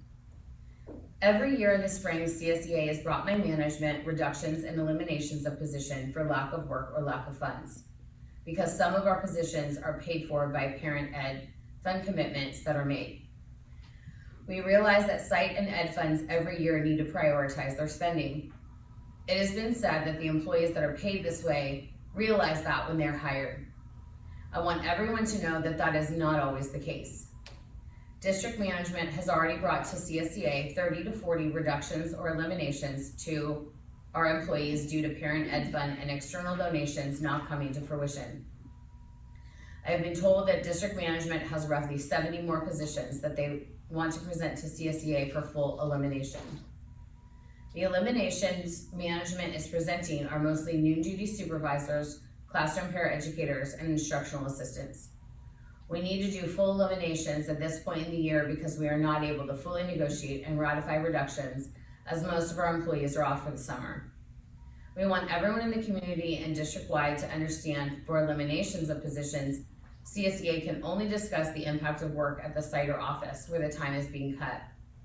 With eliminations, however, when a job or hours are being eliminated, that also means to the site or office that the work being done by that employee ceases to continue. They are not able to bring in parent volunteers or pass the work on to other employees. Please know CSEA goes through this process every year. This year in particular is more difficult due to COVID-19, school closures, and budget cuts. I know this is a difficult time for everyone. CSEA and all district employees are thankful that we have continued to be paid during the school closure. We do appreciate that aspect. We know that this puts sites and offices in a difficult position because they want to keep their employees and support their students as much as possible. They are just as sad and frustrated as we are. Every year, administrators and parent ed fund committees really work hard to prioritize how to serve their students best. We appreciate their thoughtful consideration. You are probably asking yourself, what is Tammy's point? My point to all of this is that we need our district management, teachers, and parent community to realize and acknowledge that there are more employees in this district other than our teachers. We are here every day supporting our sites, district office, and most importantly, all of our students in this district. We want to be included and remembered for making sacrifices when it comes to budget cuts and anything else that happens for our students. We are on the front lines with teachers every day and want to collaborate and be included in whatever decisions are being made. We should have an equal place at the table. We are tired, frustrated, and saddened with everything that is happening in our world and no longer want to be ignored. I and our executive board represents these amazing employees and are proud to do so. Please hear us and see us for the important work we do every day. Please find out who your classified employees are at your sites if you don't know them. Please hear them and see them. Thank you for this opportunity to share our story.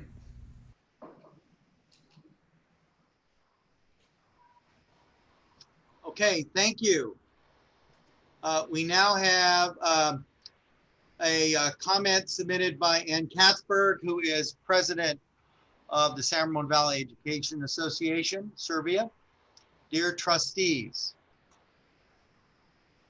at the last board meeting, my comments were focused on the challenges we face this year due to COVID-19, our distance learning, and the fiscal crisis we are facing. Since May 27th, our nation witnessed the murder of George Floyd, and communities across our country have risen up together in protest because our society can no longer remain silent regarding a culture of white supremacy. In the words of our National Education President, Lily Eskelsen Garcia, we must examine how white supremacy culture impacts our biases, our practices, and the police in our own schools and communities. It is our responsibility as educators to create the space for students to explore by first evaluating our own biases, privilege, and collusion. I believe we must all bear, that's an unquote, I believe we must all bear witness to the mistreatment African-Americans experience continuously in our communities, and it is our responsibility to speak up and be the change. I've had many conversations as I navigate what we can do to eradicate racism and become anti-racists. Diversity is no longer our goal. Instead, it is paramount that we dismantle systemic racism. That is our job. COVID-19 sheds light on the inequities of our society. Our blind eye to this disparity has exacerbated the mistreatment of African Americans by the police. Our blind eye has created a budget in our state that spends more money incarcerating African Americans than providing adequate funding for our children in our schools. In my years as an educator, I've fought tirelessly to shift our culture to be proactive and not reactive. Band-aids never work. We only perpetuate the ills of society by trying to address the problems. We need to restructure, we need to change, we need to address the roots of prejudice. The African American Caucus in our state organization, the California Teachers Association, has made the following recommendations. I'm providing this guidance to you as I know you have the ability to enact policy addressing actions that will implement change. Their guidance for actions you can take include the creation and implementation of policy that denounces police brutality, the creation and implementation of policy that encourages restorative practices rather than law enforcement on school campuses in California, ethnic studies to be infused in all curriculum taught in California schools starting in the fall of 2021, the necessary steps to be taken to advocate for implicit bias training as a credentialing requirement for those seeking credentials in California beginning in January 1 of 2021. The development and implementation of racial justice trainings on anti-racist teaching that is member-led and available for educators, staff, and management at every CTA level, state, region, and locally. The African American Caucus said if we are truly, quote, grieving and outraged by the hateful racism and white supremacy that continues to terrorize our communities of color, unquote, and, quote, the murders of George Floyd, Ahmaud Arbery, and Breonna Taylor, we must confront the institutional racism that exists in our systems and structure, unquote. Now, we are in this together. On June 2nd, Superintendent Schmidt sent a communication to our community and stated, quote, the issues that we are tackling are deeply rooted in our society. The path to equity is paved in the actions of the many. As a district, we hear this voice, we see these actions, and we commit to furthering our work with students to denounce racism and promote justice for all, unquote. So tonight, I challenge you to prioritize this charge and begin to plan. Be the catalyst, be the change. Our members will work. We are demonstrating this currently with the extensive work our district management, SRVUSD, CSEA, and SEIU are doing in collaboration to prepare for the fall. We are heading in the right direction, and yesterday's delivery of Stronger Together, the guidebook for the safe reopening of our schools from the California Department of Education, affirmed this notion because our work beautifully aligns with many of the recommendations. Our members will work. SRVUSD has received more interest in participation from our members than we can accommodate on the committees to support the work of reopening our schools. I am grateful for this commitment to our students. I know engagement creates an opportunity to include multiple voices. We are working at lightning speed, and we will continue to communicate the changes as they evolve. Our members will work. 2020's graduations were unique, intimate, special, and demonstrated appreciation of our seniors, our fifth graders, and our fifth graders as they transition. Our eighth graders and our fifth graders as they transition into the next phase of their education. Our leadership teachers made sure our graduates in our high schools received an additional opportunity to gather, honor, and create a memory for this extraordinary life event of leaving our SRVUSD schools. Ross Dittel, I'm butchering that name, I apologize, of Cal High, Dan Bowen of Doherty Valley, Thomas Greenless of Monte Vista, Janet Wilford of San Ramon Valley, and Kathy Dillingham of Venture have dedicated hours working with management to create this magical moment. I applaud this incredible effort and wish everyone the best of luck on these memory drives. So, during this summer, when we may not experience a typical vacation, we will embrace this time to do the work, going above and beyond to make sure all of our students are prepared for success. I want to encourage you to share in future endeavors with SRVUSD. Our partnership matters now more than ever. Thank you, Ann Kasberg, President of SRVUSD. That is the end of public comments from our union presidents. We're now going to go on to 10.1, consideration of approval of employment for contract for a new superintendent. I turn it over to Keith Rajinski to introduce. Good evening, and thank you, President Marvel, and good evening, members of the board. So as you're all well aware, Dr. John Malloy was selected as the finalist to serve as the new superintendent in the San Ramon Valley Unified School District following an extensive national search that ended on May 16th. Since then, Dr. Malloy and the board president and vice president have worked to negotiate the terms of his employment contract. That contract is presented this evening for board consideration and action. The proposed contract includes the standard provisions that are used in San Ramon Valley for that of district superintendent. Among its many features, the contract includes a 3-year term with provisions for annual extension, initial placement at step 4 of the superintendent's salary schedule, a step increase based upon receipt of exemplary evaluations, and the same health and welfare benefits package that is provided to other management employees of the district. The contract is recommended to you for approval as presented. Thank you. Thank you, Mr. Roginski. All right, we have 9 comments regarding the salary, supervision, and responsibility of the superintendent. Full written comments will be added to the official minutes and have been shared with trustees. Superintendent Schmidt, if you would please do your summary. So of those 9, 7 of them specifically commented on salary.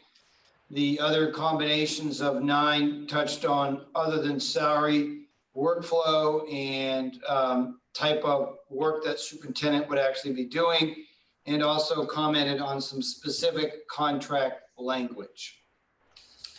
Okay, and let's be, to be transparent and fair, the comments on salary were basically what?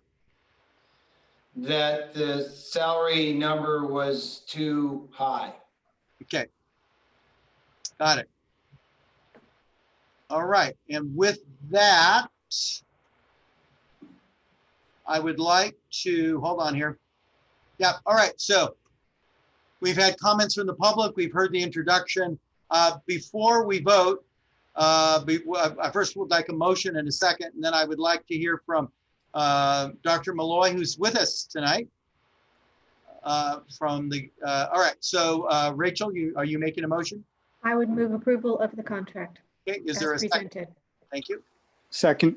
Okay, there's a motion and a second. So before we have discussion among the board, I'd like to hear from Dr. Malloy. Thank you so much, President Marvel and the members of the board.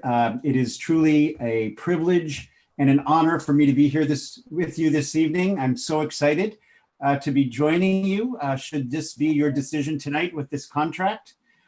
From the moment I met you from a distance and then engaged with you as a board through the process, I have been very excited about the commitments that you have made clearly publicly to students, to high standards, to innovation, to creativity, and to being sure that all kids matter and succeed. Tonight, I've been listening to the board meeting, and even the power of the debate and discussion that I just witnessed speaks to a level of commitment that I truly, truly want to be a part of.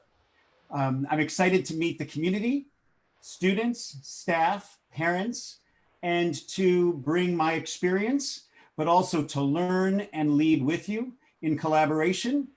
The challenges are many. Again, I think the discussion I just witnessed shows that the complexity of the times we're in and the budget challenges that follow that are certainly things that need to be worked through.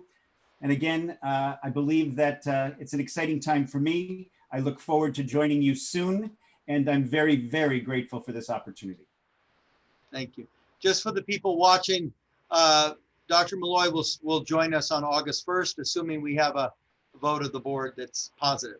So Mark, you were with me on negotiating the agreement with Dr. Malloy. Do you have any comments related to the 9 comments that were received? Do you have any feedback, pushback, explanations you'd like to do before I say something? First, let me focus my comments a little bit on process, just to make sure everybody understands the process we follow. And people, the rest of my board members, by all means, interrupt me and add in any color that I miss, because I think it's important for the community to understand. Very high level is the board engaged a search firm, a superintendent search firm, Leadership Associates. It's one of the recognized, most prominent superintendent search firms in the state of California. And they commenced on a very public process of obtaining feedback from key stakeholders. I believe there were separate meetings with representatives from ed funds and PTAs, from our teachers and classified staff, as well as from community leaders. And there was also a broad-based community survey that was provided. And all that information in its raw data was shared with this board. And a little bit about my own internal process is I took a look at that in the days leading up to our interviews, and it took quite a while. This was a mound of raw data and information to get through. And I was trying to cut it in several different ways to make sure that it made sense, to make sure that I was really hearing what was important to our community, because that's important for this particular job. And what I found as I was cutting it was several themes were recurring and they were important to our community members. And I landed really on 6 of them. And I'll just walk through them here to see if, and again, by all means, interrupt me if anybody has any additional comments. Is one, our community is looking for a seasoned leader of a large matrix organization. Dr. Malloy, John, as he likes to be called, so I will call you John from here, if that's good. Okay with you, comes to us as the superintendent of the Toronto School District. It is one of the largest public school systems in North America. It has over 240,000 students, 528 schools, and most impressive to me, a 22-member board of education. To deal with 22 members of a board, we deal with 5. To deal with 22, I believe that's a case study in an ability to gain shared vision, work in collaboration and partnership, and obtain alignment. That speaks to John's adeptness as a seasoned leader of a large matrix organization. We also wanted a leader with proven accomplishments and results. If you take a look at John's resume, when I first saw it, I was asking myself, why isn't John next in line to be the federal education secretary? And I still feel that way today. It is an amazing collection of accomplishment, of leadership, of professional affiliations, of publications.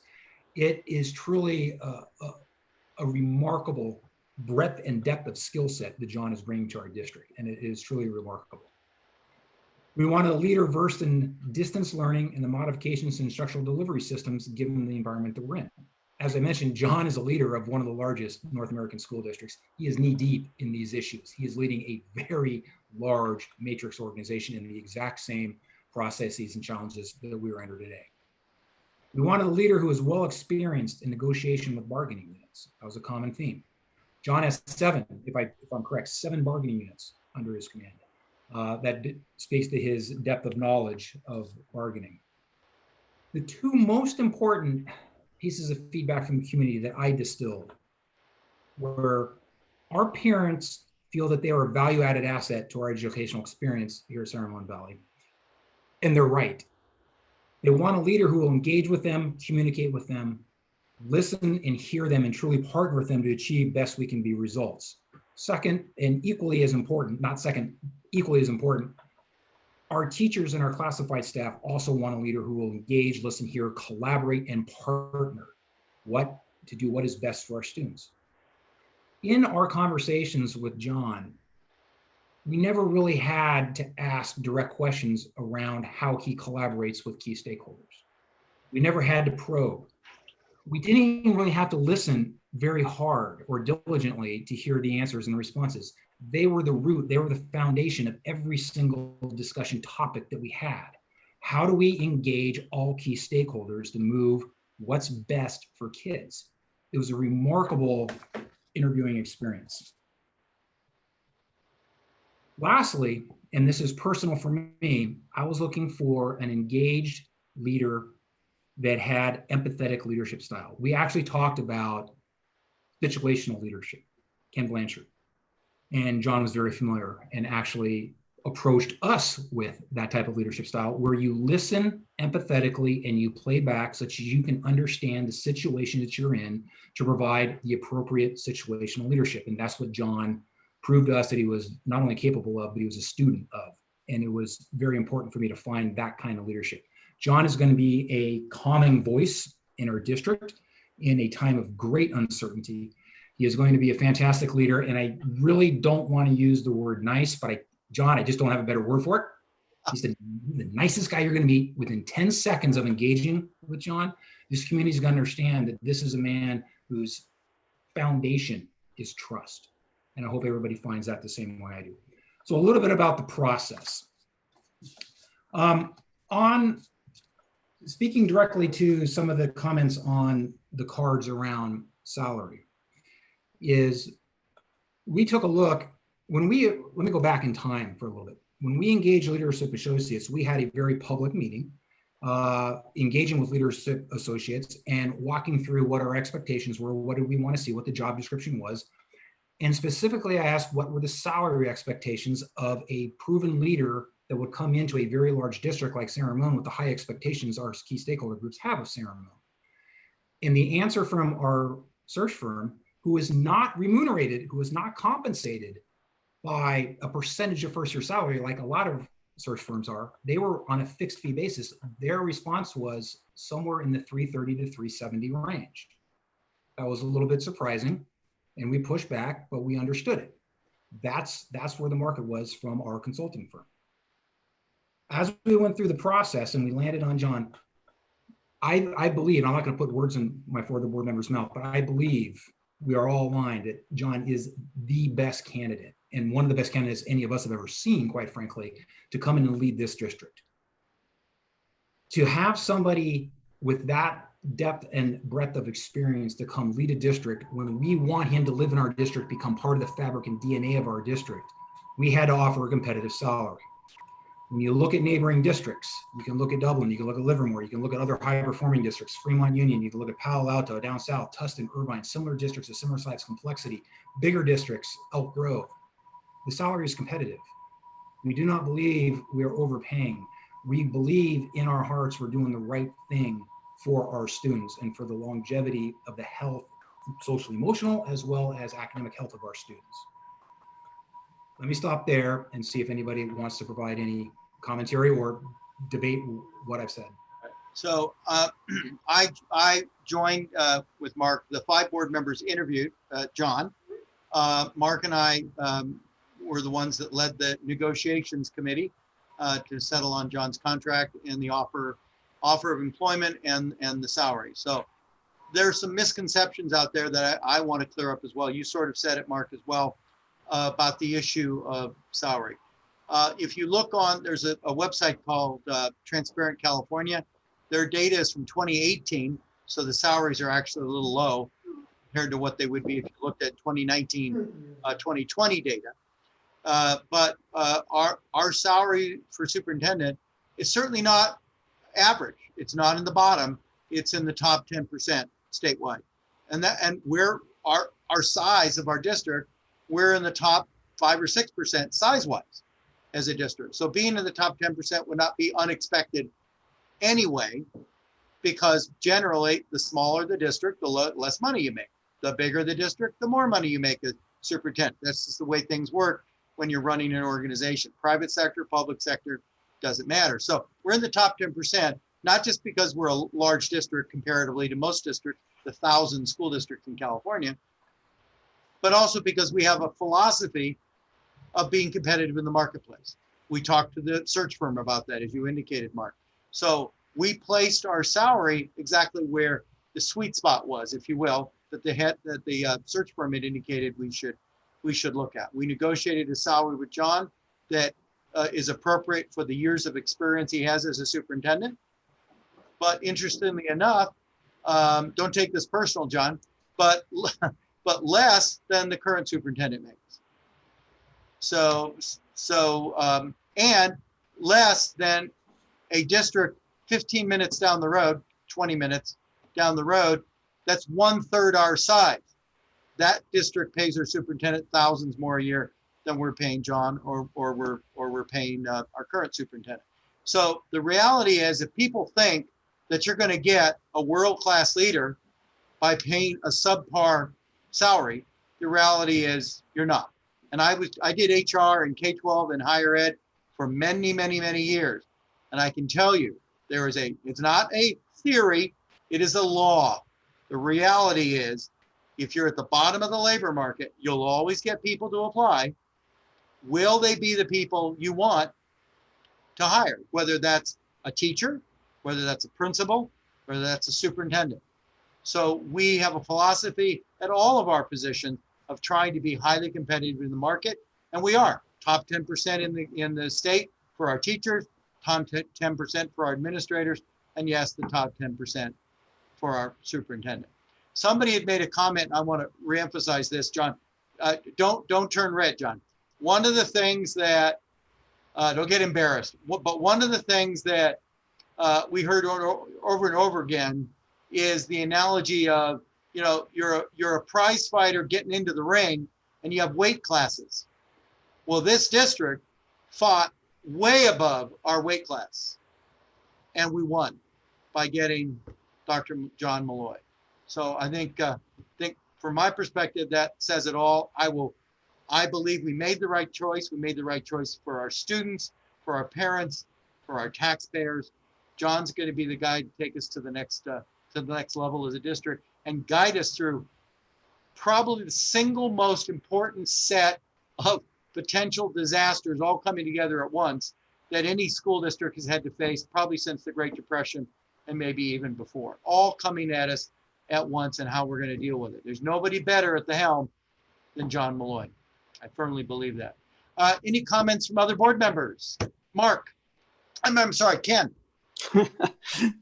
Thanks, Greg. You were hiding your face. I couldn't tell. I know, I'm sorry, wrong hand. I want to first thank Mark particularly, but Greg, you as well, but Mark for your comments. I think you laid out the process very well, but I did want to reiterate a couple of quick points on that. One is there were some comments made in the emails that we received of people who wanted to have a more direct voice in the selection of the superintendent. And I think Mark laid out pretty well that there was a number of opportunities through the process, through our consultants, to receive feedback from folks, to make sure that we were looking at the right type of candidates for this position.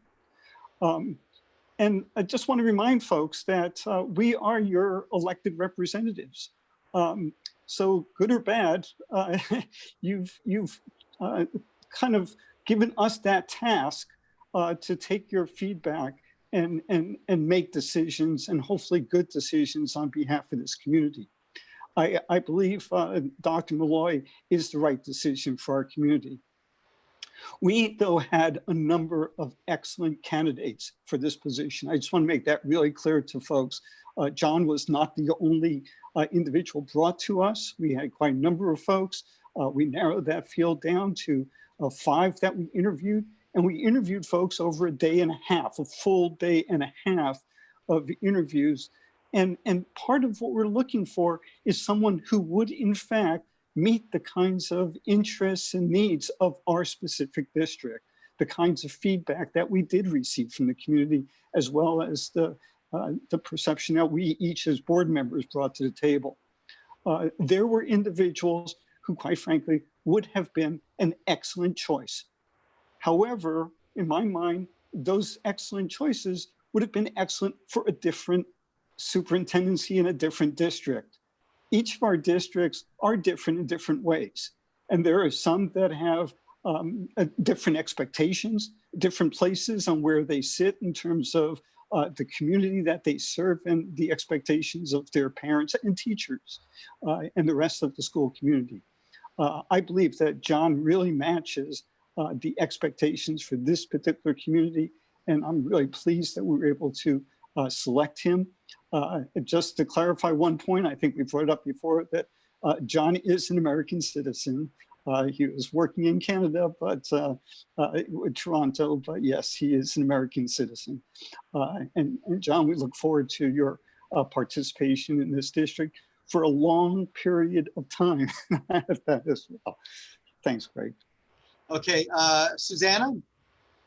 Yeah, yes, and also thanks, Mark, for the description of the process, because that's, that I think gets confusing to people who are not very close to it. I want to add to what Ken had just said. We interviewed and we actually considered more than 5, right? We actually, through the process, we considered people in the district, outside of district, neighboring districts, somewhere close to us, because I know that from some of the comments that we've gotten that folks were saying, why are we hiring someone from Canada, right? And to I think a point earlier that John, I think, is the best candidate. We've considered number of people. Then we interviewed 5. And then, yeah, through all that. And I think it was actually, I might have been the one who asked the question. Is there a large learning curve for John from a Canadian school system to a US school system, right? And the answer is actually maybe the LCFF type funding formula, might be a little different, but the curriculum, the way that K-12, CK-12 works is very similar. So not a large learning curve. And then also, I think I want to address another concern that I hear many people, many of our parents were worried about is the longevity. I think Ken kind of started ended his comment about that. And I know that our parent groups, our parents are looking for someone who can grow with us, can stay with us much longer. And we've also asked that question of John, and I think he agrees that that's what he's hoping to do here. That's why he's moving all the way from Canada to San Ramon, right? To kind of go through this journey with us. And on the practical side, sorry to have to bring this up, John, but on the practical side, I don't believe that, John is eligible to participate in a California pension plan for at least 5 years. So maybe that's not, just a little bit of an incentive for you to stay much longer. So I just want to address that because I know that's also a big concern from parents.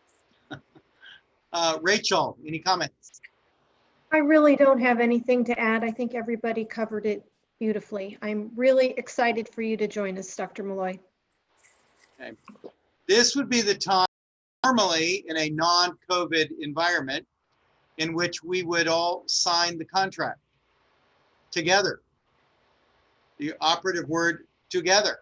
So pretend we'll follow up with wet signatures, I promise, but we're all signing virtually the contract, employment contract with John Malloy, assuming we get a positive vote here. All right, so I have a motion and a second. Is there any further comment from board members? Anything from you, John, before you accept if we approve you? I'm just grateful, as I said earlier, to everything I just heard, and I am so honored, privileged, and excited to join you in San Ramon Valley Unified School District. Thank you. I once worked in a district with 7 board members, and I thought that was hell because I was used to 5. Sir, with 22 board members, you are a saint. I'm just going to say that right out. You are a saint. I don't want to know, how long did it take you to have 22 board members making their own opinions known about an issue? My God, you'd spend 2 hours just on one topic. With that, I'll call for the question. All in favor, say aye. Aye. Aye. Opposed, say no. Motion carries unanimously. John, welcome to the district. Thank you so much. Yay, thank you. Thank you so much. We are now going to go on after that momentous occasion. We're now going to talk about real estate. This is so exciting. 10.2, we only have the most exciting things on our board agenda. 10.2, public hearing on the dedication of an easement to the town of Danville at San Ramon Valley High School. Greg Medici. Thank you, President Marvel. All of the information is posted on the agenda. The easement is to facilitate a partnership with the town of Danville for a sidewalk on the Del Amigo side of campus. That street is actually called Del Amigo. So all the information is here, and thank you for the consideration tonight. Thank you. Did we receive, Cindy, did we receive any comments for the public hearing portion? I know we got a comment on 10.3. Did we get anything for public hearing? We did not. Okay, we're on to 10.3. Consideration of adoption of resolution 83/1920, approving the dedication of an easement to the town of Danville at San Ramon Valley High School. So there was one public comment. regarding the easement. Mr. Schmidt, you want to explain what that, because I don't have it in front of me. What was the comment about? Did I lose him? You didn't lose me. I was moving seats for the next presentation. Oh, okay. You know what? I don't have that available. I read it, but I don't have the details of that particular communication. But I can find it if you'd like to wait. Can I? Yeah, yes. I read it, and I think, again, paraphrasing, I think the concern was that the downtown is, asking the school district to actually basically construct like new sidewalks and on our dime, basically, kind of paraphrasing. Got it. All right. So, did Danny address that? Danny raised his hand. Yes, Danny. I'd just like to clarify that we are asking to do the sidewalk because it's an improvement that helps with safety along the baseball field, the varsity softball field at San Ramon Valley High School, which borders Delamigo Road. So in order to do that, we have to process this easement, which gives the town, the property line goes literally right through the middle of the sidewalk. So we're asking for this and for the board to take action so that we can do the improvement while we do the rest of the improvements to the field. It's cost effective to do. It creates a safe path of travel for students throughout the school day, for events at the field, and will actually create proper parking stalls as well for the entire community to use. So it's kind of a triple win for us. What should also be pointed out is that we have a very close working relationship with the town of Danville, and this is continuing. They gave us a substantial amount of money to expand the parking availability at the high school, which helped the school. So that kind of partnership, they've got a lot invested in making sure San Ramon Valley High is brought up to modern standards and modern capacity. So I wanted to just make sure that's clear. Ken. Yeah, just one quick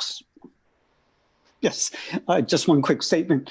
If you all have not had the opportunity to walk along the backside of that softball field by Delamigo, this is going to be a very, very positive change for that area.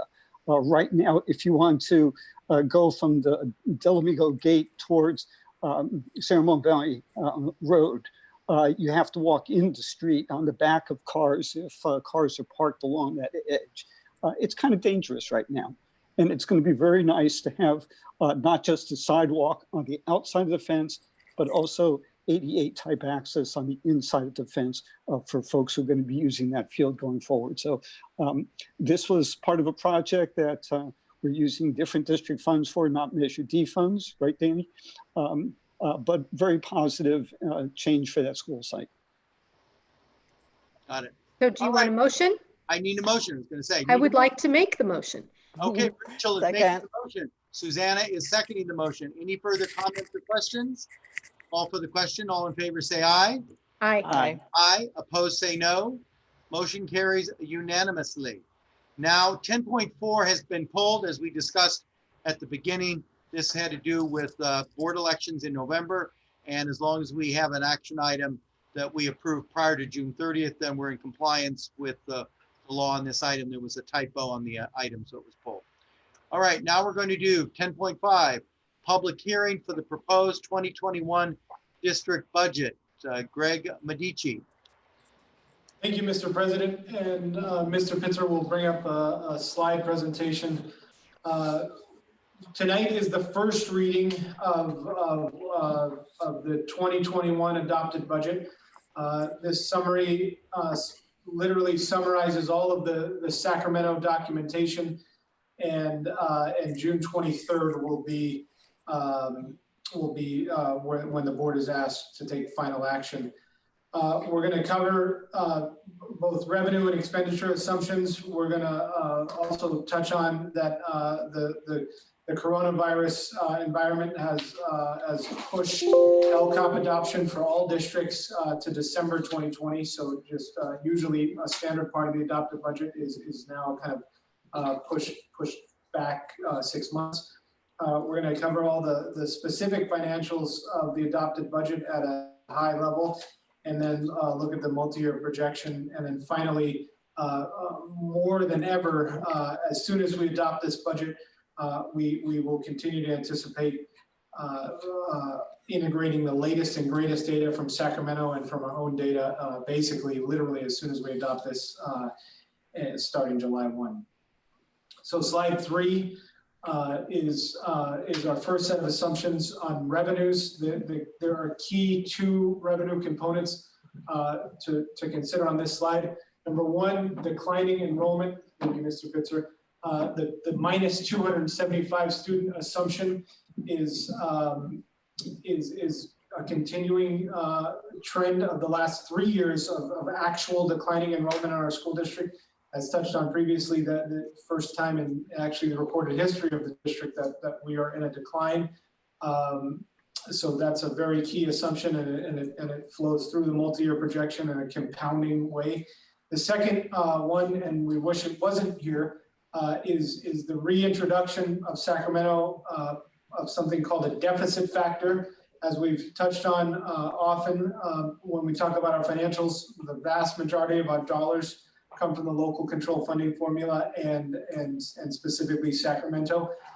This deficit factor was a concept introduced in the Great Recession, and it basically gives Sacramento a way to send school districts, in this exact case, about 92 cents on the dollar. So even when the Prop 98 formula speaks to a higher number. So those are the 2 key revenue assumptions. The projected enrollment in a visual sense is here. Minus 275 students per year very quickly turns into almost 1,000 students over the course of the financial summary that's timeline that's required by Sacramento. And there is, beyond our own data and demographic studies, there is information from the state that this coronavirus economy may cause an unexpected increase in declining enrollment, so greater declines. So we're going to monitor that and obviously pay very close attention in August and September, and ultimately integrate a new number by December in first interim. On the expenditure side, we have our kind of standing major assumptions related primarily to total compensation and employee investments. So our health and welfare premiums, our pension premiums or contributions, our step and column, and all of our staffing ratios. We've aligned everything with the latest data that we have. In terms of the LCAP, again, touched on that we will bring final information related to the LCAP in December, but for all intents and purposes, the year will kind of launch with a continuation of the 1920 LCAP and its goals and actions. Here's the first set of financials. The key piece of data on here is LCFF revenues, and as a kind of a stark and startling unfortunate scenario with the state and its coronavirus economy, this year's LCFF revenues are projected to be almost 276 million, and on the facts and data that we have from Sacramento, and the governor's May revise, basically closer to 250 million, a very large and frankly unprecedented year-over-year decline in revenues, particularly in the LCFF era, unprecedented. On the certificate, I'm sorry, on our core sets of salary categories, all of the information and data is here. Again, this 358 million is kind of a consolidation of a series of kind of assumptions on the revenue side and the latest data that we have. All the information is here. We'll see later that on the unrestricted side of our investments is over 93% of our dollars are invested in our employees, and then overall over 87% invested overall across all 358 million. So definitely comparatively across the state, very, very high levels of investment and kind of efficiencies on the non-human being side, and then direct investment in all of our valued employees, which obviously have a direct impact on our students.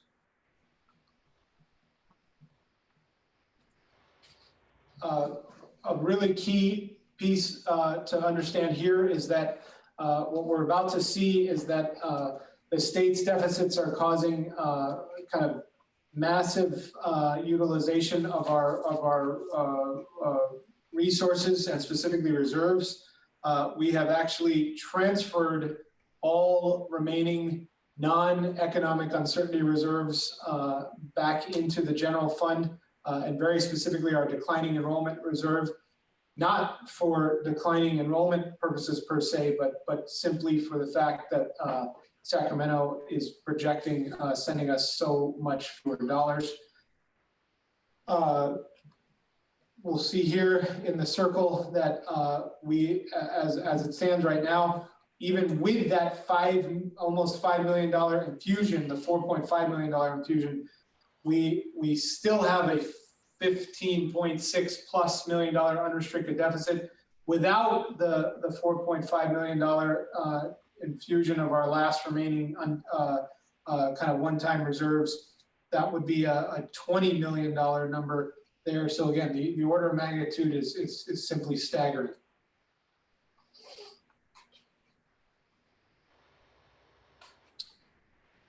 Previous generations of this document have had kind of reserve balances that are meaningful, and we've all collaborated to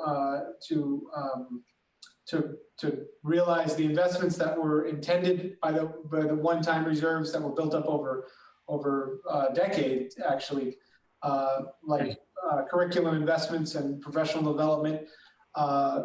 Those categories are no longer possible on the state's assumptions. So this, and I believe there's a box, but this $10.1 million is now kind of consolidated all the way down to the promises associated with the bridge one-time dollars, and then basically an LCFF shortfall that 13 months from now on July 1, and we'll see on the next slide, on July 1, 2021, will be instantaneously exhausted on the facts that we have. So the multi-year projection, all of the key assumptions are here in one spot, and certainly for public consumption. How this translates into our required financials to Sacramento, again, very stark and startling. So basically, 3 weeks from now, we're about to deploy a budget that has basically a $20 million hole. Our reserves are allowing for that hole to exist. Again, and we're working on continually collaborating with all of our stakeholders on how we can kind of make 2021 a reality, hopefully on better financial facts than this. But very quickly, again, in July 2021, on the facts we have, our deficits balloon to 27+ million, and then July 2022 to 38+ million. And if there was any question or doubt as to what those dollars do to any remaining reserves that we have, all reserves, including the reserves for economic uncertainties, which would have been discussed usually at every quarterly report. President Marvel, you're always an excellent champion of those. They are completely exhausted. So on the facts that we have here, something has to change about these financial facts, or as previously noted in previous board meetings, we simply cannot last financially. So we're continuing to work and collaborate on all those pieces. The outside of the general fund, we continue to be as efficient as possible. These are all dollars that are specifically earmarked for basically non-general fund expenditures. Even if we wanted to These are things like the bond funds. Obviously, we're entrusted to invest those in facilities. So all that information is here and will be submitted. A key piece, and we wanted to add this, of course, as a hopeful positive. The legislature, the Senate and Assembly's committees have a different vision of a 2021 budget for Sacramento. The vision, in large part, would kind of hold harmless K-12, TK-12 school districts from the coronavirus economy. Even in that scenario, as we all recall from March, we, San Ramon Valley Unified, had our deficits to contend with, on the order of magnitude of $8 million and growing.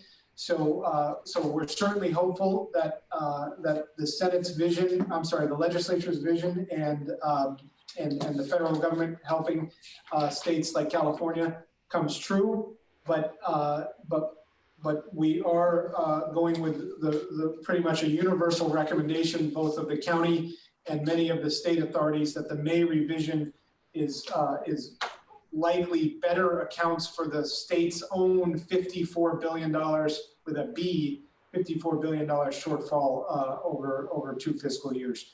So this is everything we have going forward. We're, again, as kind of referenced earlier, more than ever, the 45-day budget revision in August, we expect to have materially different information to revise our budget.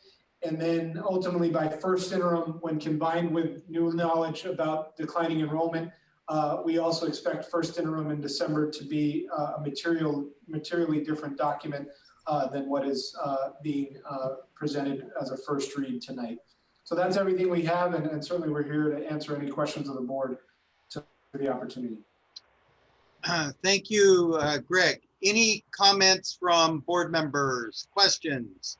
Who wants to raise their hand first? Susanna, you're muted. There we go. No longer. Right. Yeah. Okay. Great. Thank you, Greg, for for that presentation. I just wanted to, because your hope, right? The hopeful sign at the legislature doing something for us, as they said on the 3rd. They have until the 30th of this month, right, to say yes or no on the governor's budget. Is that right? But then we're going to, so unless they do something before the 23rd, we're going to have to basically approve a budget based on a May revise. Is that correct? Even if, yes. So June 15th is generally accepted as kind of a timeline where the legislature kind of sends their vision of the budget to the governor's desk. Then there's always a series of trailer bills.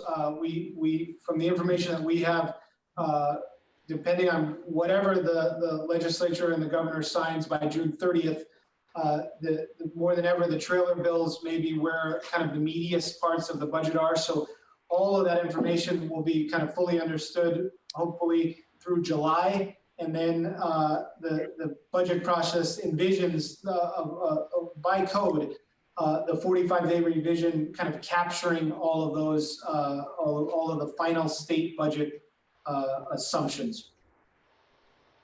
Okay, thank you. And then do we have a sense of whether or not we will get, again, with the legislature, their pushback, let's say, because I'm seeing a lot of support from legislatures, right, on pushing back, and hopefully that education funding will not be cut as drastically as Governor Newsom has indicated. So if they push and they get his thing changed, do we know estimated or anything like that how much money, or is this from the federal? This is from the federal's money that comes in. Yeah, the legislature is envisioning a scenario where the federal government, through the HEROES Act, comes in and kind of makes whole some or all of the states based on kind of tax declines and other declines from the coronavirus economy. The HEROES Act, I think most experts agree, is not a foregone conclusion, and data like last week's employment data actually may give less reason to bring another multi-trillion-dollar package, but ultimately if anything to help in California's $54 billion issue would be much appreciated. And even if, as previously mentioned, if we basically are made whole on where we thought we would be as a state with the LCFF formula, and it's distributed on kind of the normal LCFF formula and not kind of the high need components of the formula, the school district, if we just go in a vacuum before the coronavirus kind of economy hit everybody, we still have a major deficit issue to address. Yeah. Okay, next, Ken. Yeah, Greg, thank you very much for your presentation. Just a couple of one question or comment. On the question on healthcare costs, the anticipated or expected or what you estimated is 8% increase. When do we know what that percent actually will be for the upcoming year? We should know by July, so we should be able to integrate it into the 45-day revision. We are actually in negotiation right now with Kaiser on that number, and so we should know by July. Okay, yeah, because everything that's going on with the health industry right now, I'm a little shaky. So we just want to make sure that we have a good number there as well. My comment, just really quickly for people who are watching our meeting, just to reiterate,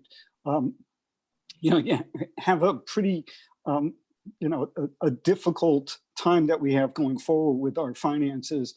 But just to reiterate, school districts across the state of California are in the same position we are in, and many of them are in much, much worse position as well. I want to extend my appreciation to our finance staff for the fine work that they're doing, and our administrative staff in general in trying to keep the numbers as close to possible to what we can afford. That hasn't been the case in many districts around the state.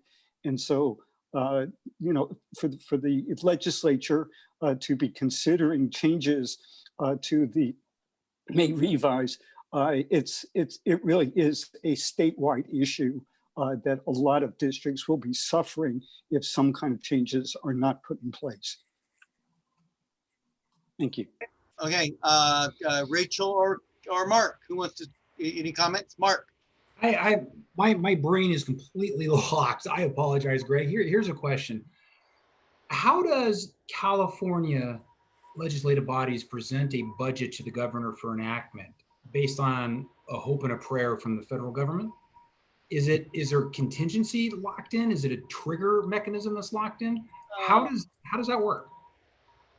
That's a good question. We'll all find out, but yes, there seems to be the concept of a trigger provision that basically in the coming months, if there isn't further information or further support from the federal government, then a combination of kind of greater deferrals and frankly, kind of greater issues going forward, as opposed to kind of the governor's vision, are going to trigger, and to use your good word, yes, they are using a similar word. So we have to plan based on facts in front of us, which is no government help at the moment. Not understanding, and I guess maybe we will understand what the trigger is, but how long that trigger could be until we actually would receive any funds from any kind of federal assistance. This is, again, adding to the enormous complexity and uncertainty in the environment that we're in. Couple questions. The deficit factor that we have built in the plan at -7.9, that's the $35 million reduction? The $35 million reduction stems from that. The exact math behind the 35 million is where we thought we would be in an increasing COLA environment as of March 2nd interim versus where we are now in the 252 million of LCFF dollars. So the delta between where we thought we were in March and where we are now is actually beyond 35 million. But for simple purposes and given how complex all the assumptions are, we rounded down to 35. And question on declining enrollment.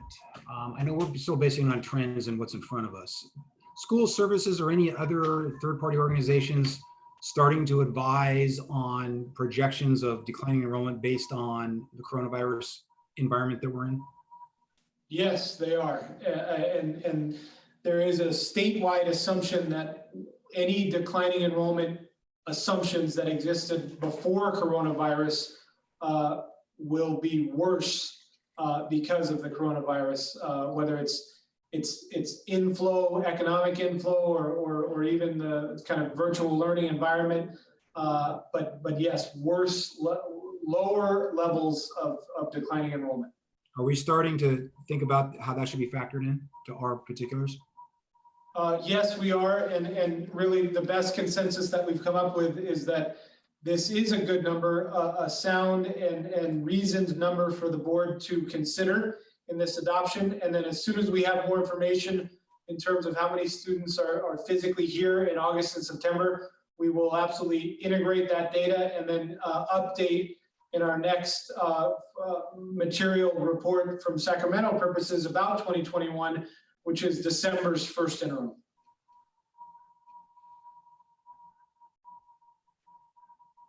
Any other questions, Mark? Not at the moment. Not at the moment. Okay, he's speechless. Yes, yes, Ken. No, you're muted, sir. You're muted. We've always wished. Oh no, I'm sorry. You heard that. So, yes. No, I can still hear you. Sorry, one more question. It has to do with, you mentioned deferrals. Are we expecting a deferral right now, or is that factored in, a deferral from June 30th to July 1st for this year? We are expecting a deferral. It is factored in on a cash basis. And we believe, thanks to the great work of our Contra Costa County Treasurer Department, that we should be on a cash basis. We should be able to meet all obligations on a cash basis in 2021. So in terms of cash flow for the end of this year, any need for trans, or are we okay in terms of covering for that deferral at this point? We are okay covering on the June 30th to July 1 deferral. We're going to monitor very specifically next year. And as mentioned, we believe that with the Contra Costa Treasury support, that all school districts in Contra Costa will have sufficient cash. There are some at the margins which may need to borrow. We've specifically talked to our financial advisors about our ability to borrow and our ability and the associated with that. Our financial advisors have assured us that on very short notice, and even they would consider 60 days kind of long notice, but on very short notice, if we needed cash, our good credit rating and our good reputation could provide us with that cash. Okay, but at this point in time, we're not anticipating needing that at least this year, and we'll have to see what happens for next year. That's correct.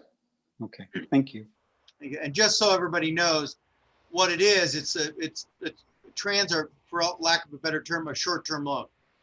They're to cover things. You don't want the checks to bounce, so you have a temporary infusion of cash, so the checks can, there's cash to cover the checks, and then you repay it as the money comes in from the state. But you also have to pay the interest on it, and it could affect your credit rating depending upon what you might have to pay back. And nobody gives you the money for free. Yeah, nothing's free. I'd like to find out how that we would pay them to give us money, or they would give us, they'd pay us, right, to take some of their money, but I've never experienced that. So Any other questions? Oh, Rachel, your turn. So Greg, has there been any discussion about how, I mean, related to enrollment, but also ADA? I mean, in this totally different environment, how are they talking about measuring that number? Is it enrollment now? There has been some discussion around that. It would be really great if it is through some sort of combination of a multi-year hold harmless and or a multi-year enrollment. As a reminder for the everyone, not I know we talk about it all the time, but even when we have 100 students, the state only pays all school districts on what's called an average daily attendance basis. So our average daily attendance rate is anywhere plus or minus between 97%, which is spectacular and great for learning for kids. But that still means that Sacramento does not send us money for basically 3 students that we have, because inevitably students are always going to be sick a few days a year, and so that. But if number one, if there was an enrollment kind of analysis, that would help us. And then from at the Sacramento level, and then number 2, if there was some sort of ability beyond the current scenario, the standard, when school districts decline, Sacramento does allow them to look back 1 year. If they had greater ADA, then Sacramento pays kind of 1 year in arrears. So if they were to extend that to 2 or 3 years, that would be fantastic, and it would be helpful to us. So can I sum up what I thought I understood our current situation to be based on the report that you gave us, and then you can tell me if I'm wrong? Will everyone indulge me on that? So worst case scenario is what we have right now with the cuts from the May revise baked into the projections. If the Senate or the legislature, Senate and Assembly together, win their battle with the governor and can rely on the federal funds coming in, that will provide relief. But we're also hearing that the governor is insistent that that money would not be distributed through the normal LCFF formula. It would give more of it to districts with concentration grants. So we'd have some good news, but it wouldn't be great good. We'd still have a lot to make up. But if you look at our worst case numbers that are what you show there, if we didn't change anything in our staffing ratios and basically our spending program of how we spend program, we would be out of reserves a little bit before the end of next school year, because the reserve number was negative in the second year. Is that right? We would be out of reserves on July 1st, 2021. So we would make it through next school year and then instantly deplete all of our reserves, including the economic uncertainty reserve. So in the midst of figuring out how to do return to school in the COVID-19 environment, we also have to figure out how to do less, or how to we have to retract. Because even with the best case scenario of the federal funds coming in, and even if they were distributed by the typical LCFF formula, there's still bad news in there. And the likelihood of the governor getting his way, if he has to give up on allowing the federal piece, what did Mark refer to it as, the wish, if more of that goes to concentration, then our problem is almost as big as it is just right now without the federal money. So we have some serious work to do with all of our partners in downsizing our program. Correct. I just wanted the bottom line to be clear, because when it's just numbers, it doesn't always make sense what action has to come. Right. Any other comments or questions before I weigh in? Okay. So the governor's idea to not use LCFF. So we need to understand that LCFF is not that generous to us in the best of times.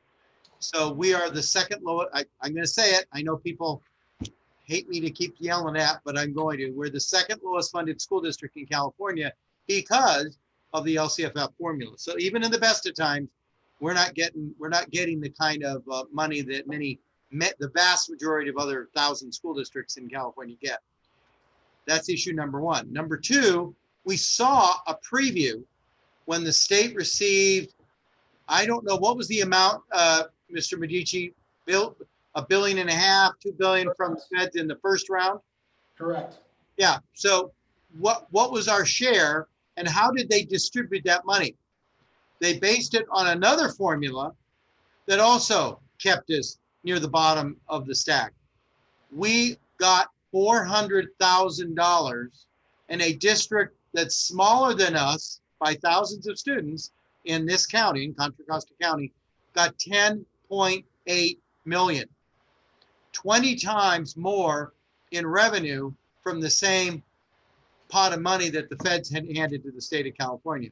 So I understand, I don't have a lot of hope, frankly, that the governor and the legislature are going to take care of San Ramon Valley and treat us equally like all other districts. So I'm going to be blunt as heck. The legislature is dominated by large urban cities. The majority of the representatives in the Assembly and the Senate come from large urban centers of this state, not from the suburbs, not from the rural areas. And the formula that was adopted under LCFF, the formula that was adopted to distribute the money that the feds already gave us once, our little 400,000 compared to 10.8 mil, that is designed to send most of the money to the school districts that are represented by those legislators in Sacramento. So I don't expect, frankly, short of a court case, I don't expect the legislature, majority of the legislature, to do the right thing for us and for our students and our parents. They're going to keep funneling the money to the large urban centers where most of them are getting elected. So with that reality check, I don't think it's going to matter. You kind of alluded to that, Rachel.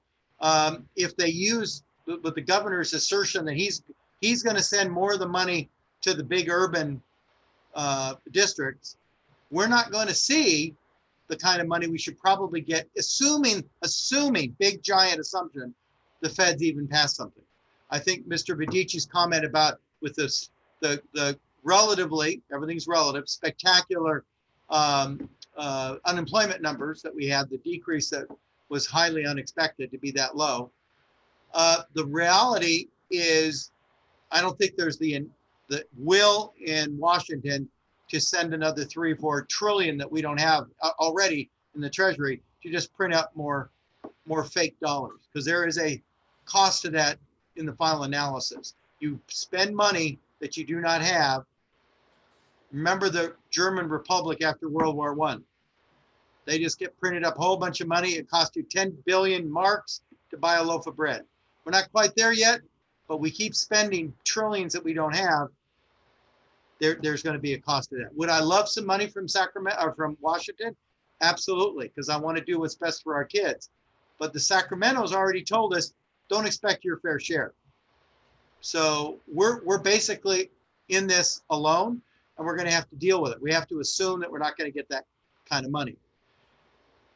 We are also, when we gave raises last year and this year, actually for the last several years, we were told by our unions, particularly our teachers union, we'll be here for you if the bad times hit. We'll do the right thing when the bad times hit. If Ann was here in the audience tonight, I'd look at her in the face and say, the bad times are here, Ann. It's time to step forward, as you said you would, and we need to do the right thing.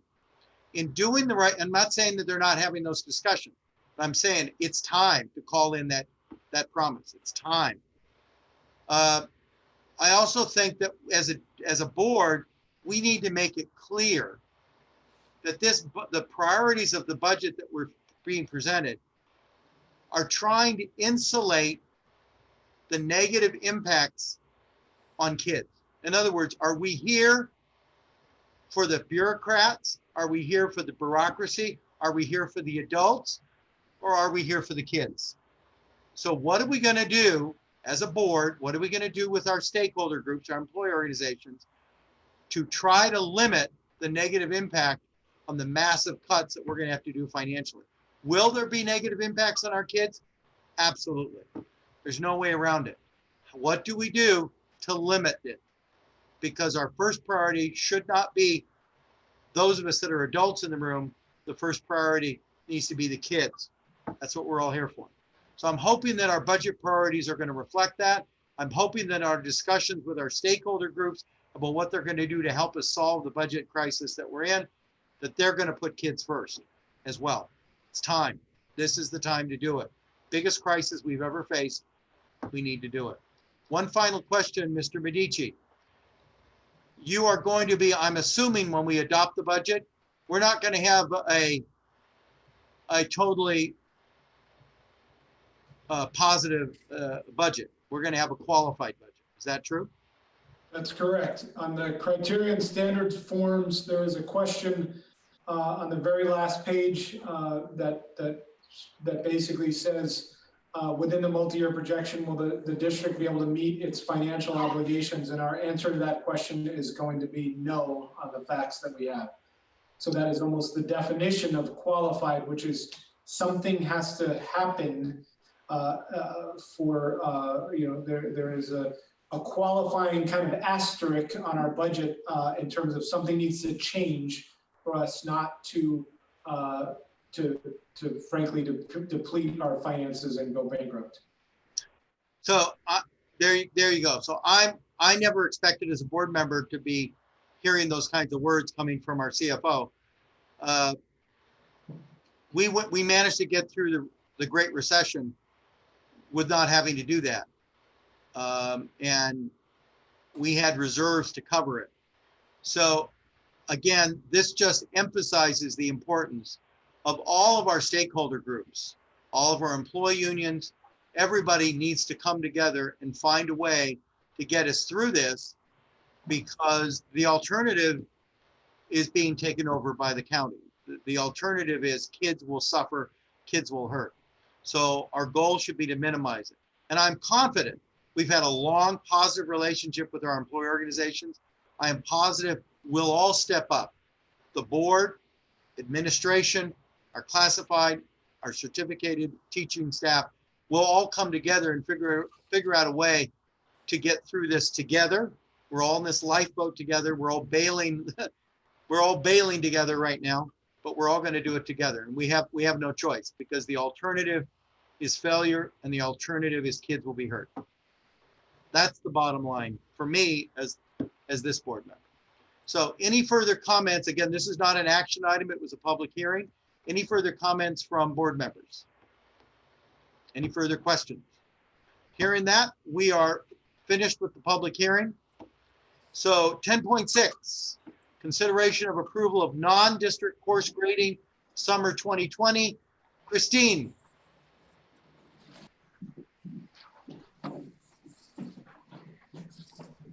Thank you, President Marvel. On June 1st, the trustees discussed guidance on grading reporting procedures completed during the summer of 2020.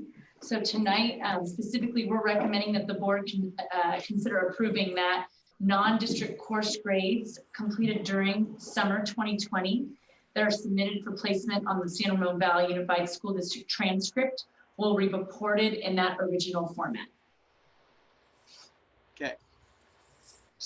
Any questions from board members? Yes, Mark.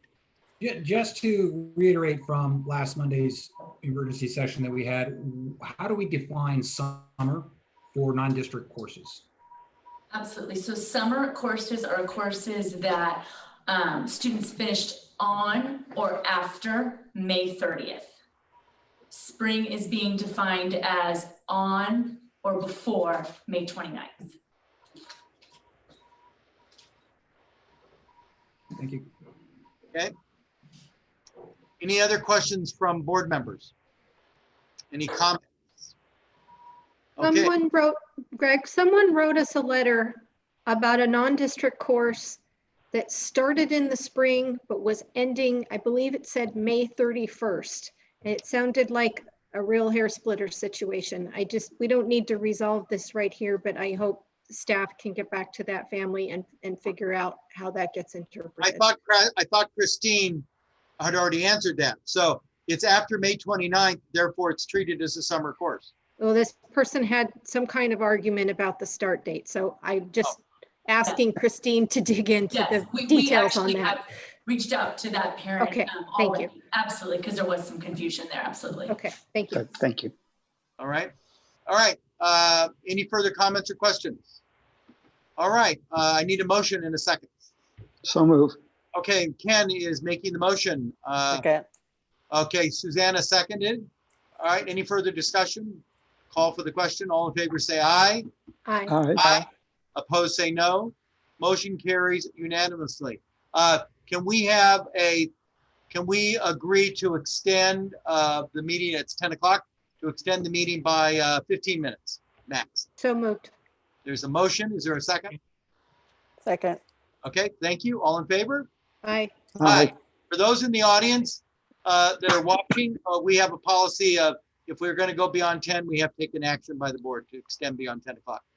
All right, so we're on to 12.0, administrative matters. Do we have any administrative matters to bring before us? Hearing none. Is it board reports? Are you doing board Yeah. reports? Yes, That's what, well, that's coming. 12.1, that's next. Oh, okay. 12.1. Normally we do board reports and then administrative, but this time, at least on my script, it has 12.0 administrative matters, then 12.1 board members. Oh, I see what we did. I'm sorry. 12.1, it wasn't indented. I didn't read it right. Sorry about that. Indenting is very important, Christine. Just want to point that out. All right, for me, 12.1, board member reports. Who'd like to begin? Yes, Rachel. Okay, I wanted to comment on the virtual commencement ceremonies, and I was really glad that Tammy actually, sent a card in about that.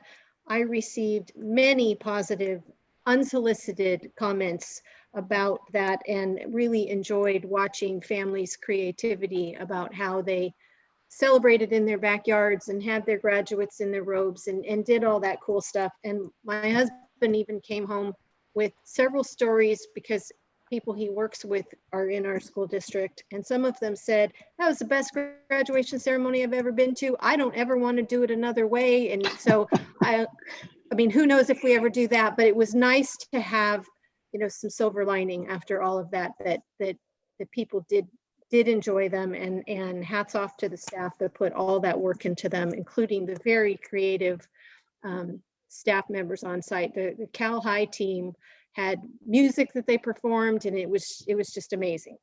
I wanted to share, in case anyone is up for some summer reading, that I just finished a really excellent book, and I did it on Audible. So if anybody would like to borrow my Audible book, you were welcome to. But it is called How We Learn: Why Brains Learn Better Than Any Machine. And it is a fascinating look from the neuroscience, all the current stuff. It's by Stanislas Dehaene, who is a French neuroscientist. And so many of the things he addresses seem so relevant in terms of what we are talking about, in terms of having to relook at what's important in learning. And it really was fabulous and definitely worth your time. And it's an easy listen. I mean, it gets into the science, but you can kind of just listen to the science. But the takeaways of how it could improve teaching and learning is really, really valuable.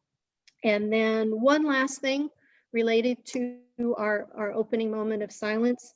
We all received a very thoughtful email from a Doherty Valley brand new graduate. And I'm going to say her name because it was so fantastic. Vivian, I think it's Kwan. And she wrote to us about practices in the English department related to the literature books that we choose. And because I got to attend the visits with Rick and John Campopiano and principals to meet with each of our Black Student Union groups, what she wrote about made the conversation we had at Doherty makes so much more sense.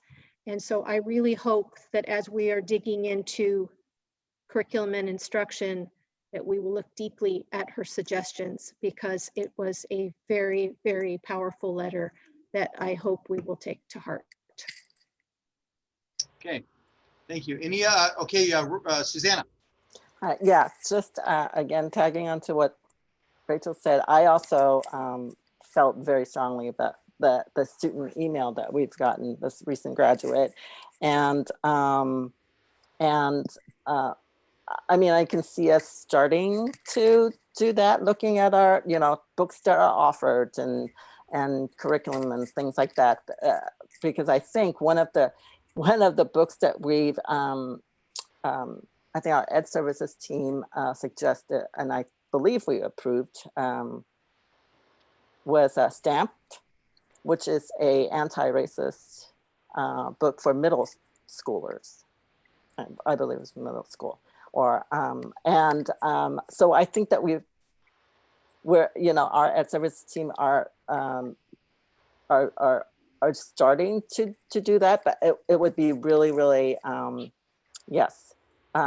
great for us to continue that and maybe build on that, because what her email, it really affected me also on what we can do in education to start changing the whole, or help the movement that we are right now. I also want to commend, I think it was started off with some of our high school students in Doherty Valley and Cal for the very successful and peaceful protest march, I believe, last week. That was great. And lastly, I just wanted to mention about the SEA President Tammy Castellucci. I hope I pronounced her last name correctly. Tammy, who in her message talked about our classified employees. And I do want to, recognize that, because I used to be one of those classified employees, and I totally understand and have felt kind of sometimes that it was less than that position.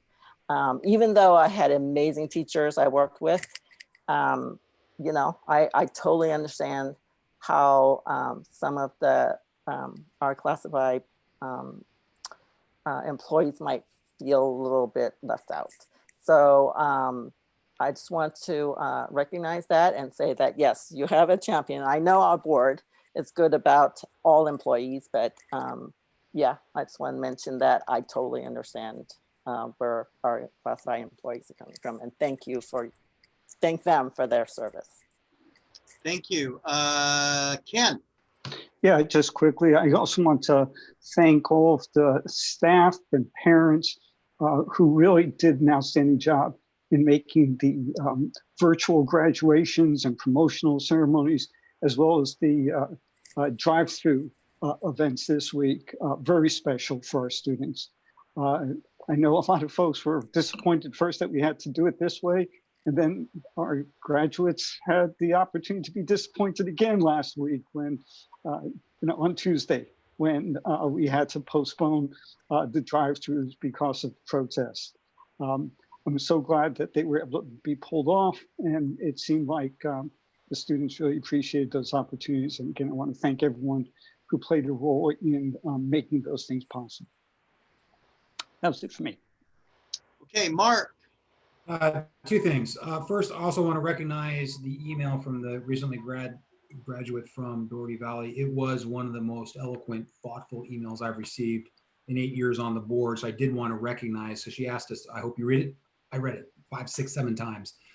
Diversity of authorship, diversity of thought and perspectives in our curriculum will help us all grow personally. So I commend her for her thoughts and her courage for drafting that email. Second thing, administratively, with the opening up of the candidacy filing period for the 2 board seats that are up, I want to make it known that I will not be seeking re-election to this board November 3rd. It is time for me to find or regain balance and presence in my life, two things that have gone sorely missing over the last few years.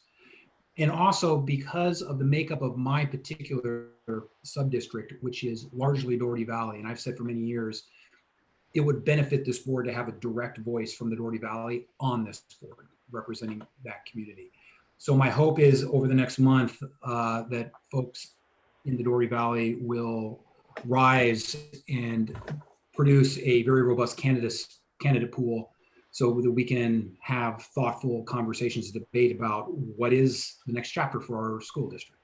So I just want to make that known to all of you and appreciate all 8 years I've been on this board. Well, that's a downer, Mark. You've been a phenomenal board member. You've contributed mightily to what makes this a well-oiled, well-functioning, well-thought-of, I might add, board in the state of California. One of the things that I don't mind, I'll just say it. One of the things that we heard from our consulting firm that helped us with the recruitment is that we are a well-thought-of district. And part of the reason we're well thought of is because we have a functioning, cohesive board. Not that we agree on everything. Cohesive doesn't mean you're 5-zip on everything. Far from it. We've had some vigorous debates in my time on the board. What it does mean is that the debates that we have are not personal. The debates that we have are informed. The debates that we have are respectful. And Mark, you've been one of the key factors in your time on the board that's brought that cohesion beautifully together. So you're going to be sorely missed, and I hope your replacement, wherever they come from in your trustee area, is going to bring those same qualities to the major decisions and dialogue we're going to have as we try to get through this next year. So I'm sorry to see you leaving. Ken. Yeah, Mark, I'm disappointed that you're not going to be continuing, but at the same time, I appreciate the decision process. I know that you've gone through 1996. I went through it myself the first time I was on the board and was looking for the same type of balance that you're talking about now. So I can appreciate the decision that you're going through. First, I would just say, remember that you still have 6 months on this board and we're not going to let you forget that. So it's not goodbye yet. Yeah.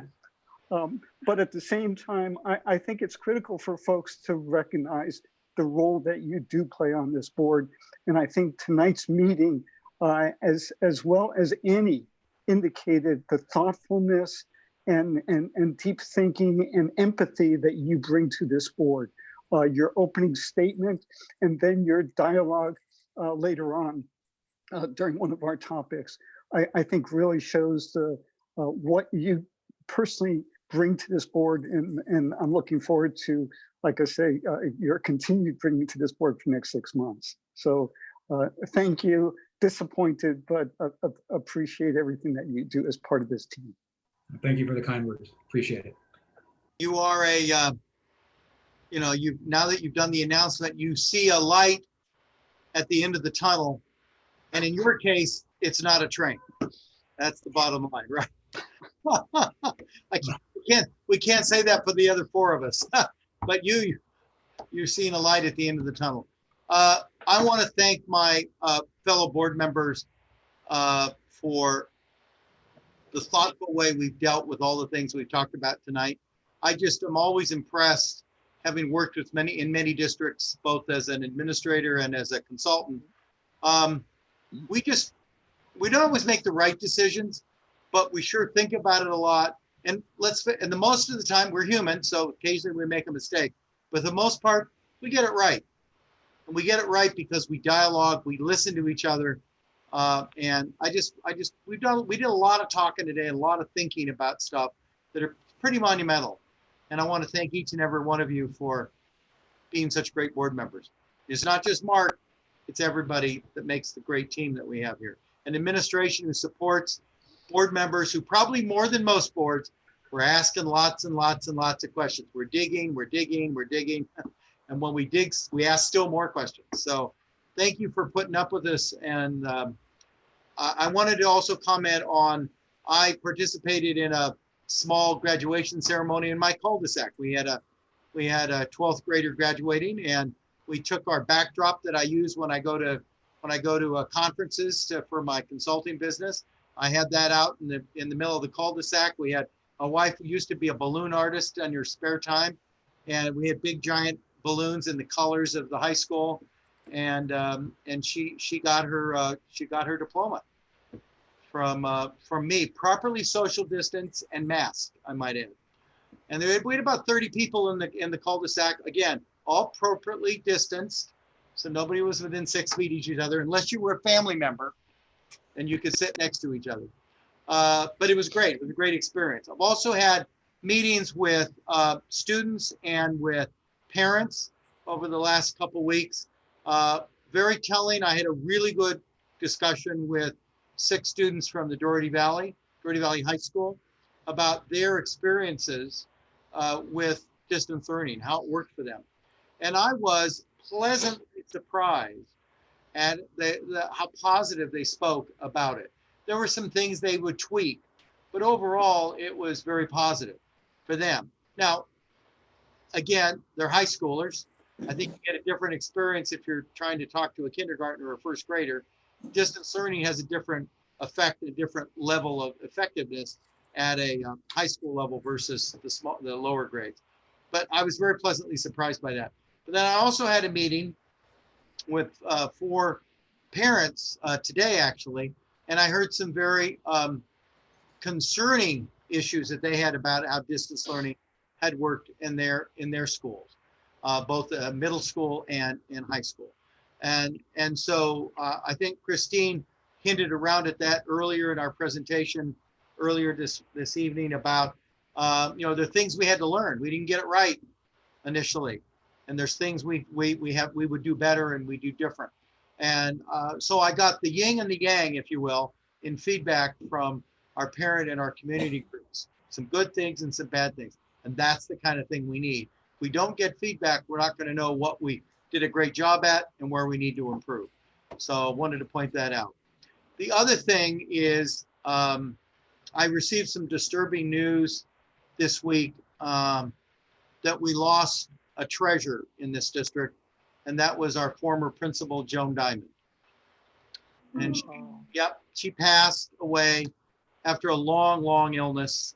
She was a fighter to the end, and she was a principal at Venture. She was the founding principal at Golden View. Yep, and she was a principal at Bollinger Canyon, and phenomenal principal. Wrote some incredible books on how to do alternative ed for kids, how to bring kids back to loving education and loving learning. Just a phenomenal lady. So when we end the board meeting tonight, I'd like to end it in Joan Diamond's memory. She was one of my daughter's principals and phenomenal lady. So we'll do that. And then, all right, so that's it. And now we have any comments or information from Superintendent Schmidt. Very briefly, I just want to celebrate all 5 of you. I've attempted to do the last few meetings because of the extraordinary times and the commitment and the above and beyond. And again, in this period of more communication and engagement with our community, including students and parents and taxpayers, many don't realize that all 5 of you are volunteers. They see you everywhere, they hear you, and they're not certain that you volunteer. So thanks to all of you. Extra special thanks to Mark. A tough decision, I understand it, and we'll honor your great service at another time. But thank you for everything you've done, Mark, and all of you, especially in our recent times. And lastly, congratulations, trustees, for what I think was a fabulous choice for the next superintendent of the San Ramon Valley. I've had a number of very delightful, engaging, interesting conversations with Dr. Malloy. including nearly an hour yesterday. His wisdom, his experience, his sense of humor is all very evident in what some of you pointed out in his line of questioning, in his interest. It's very, very clear that soon this community will get to know him and appreciate him as this Toronto community has. And I'm just so happy to be working with him in what I hope will be a smooth transition. And I'm pretty certain his work in supporting kids will be known soon. And I can't wait for you to get to know him as I have over the last few weeks. Thank you, Rick. There's nothing else before this board. So as I stated earlier, we're going to adjourn in honor of Joan Diamond and Venture, Golden View, Bollinger Canyon Elementaries, the district as a whole. We're going to miss you. Thank you.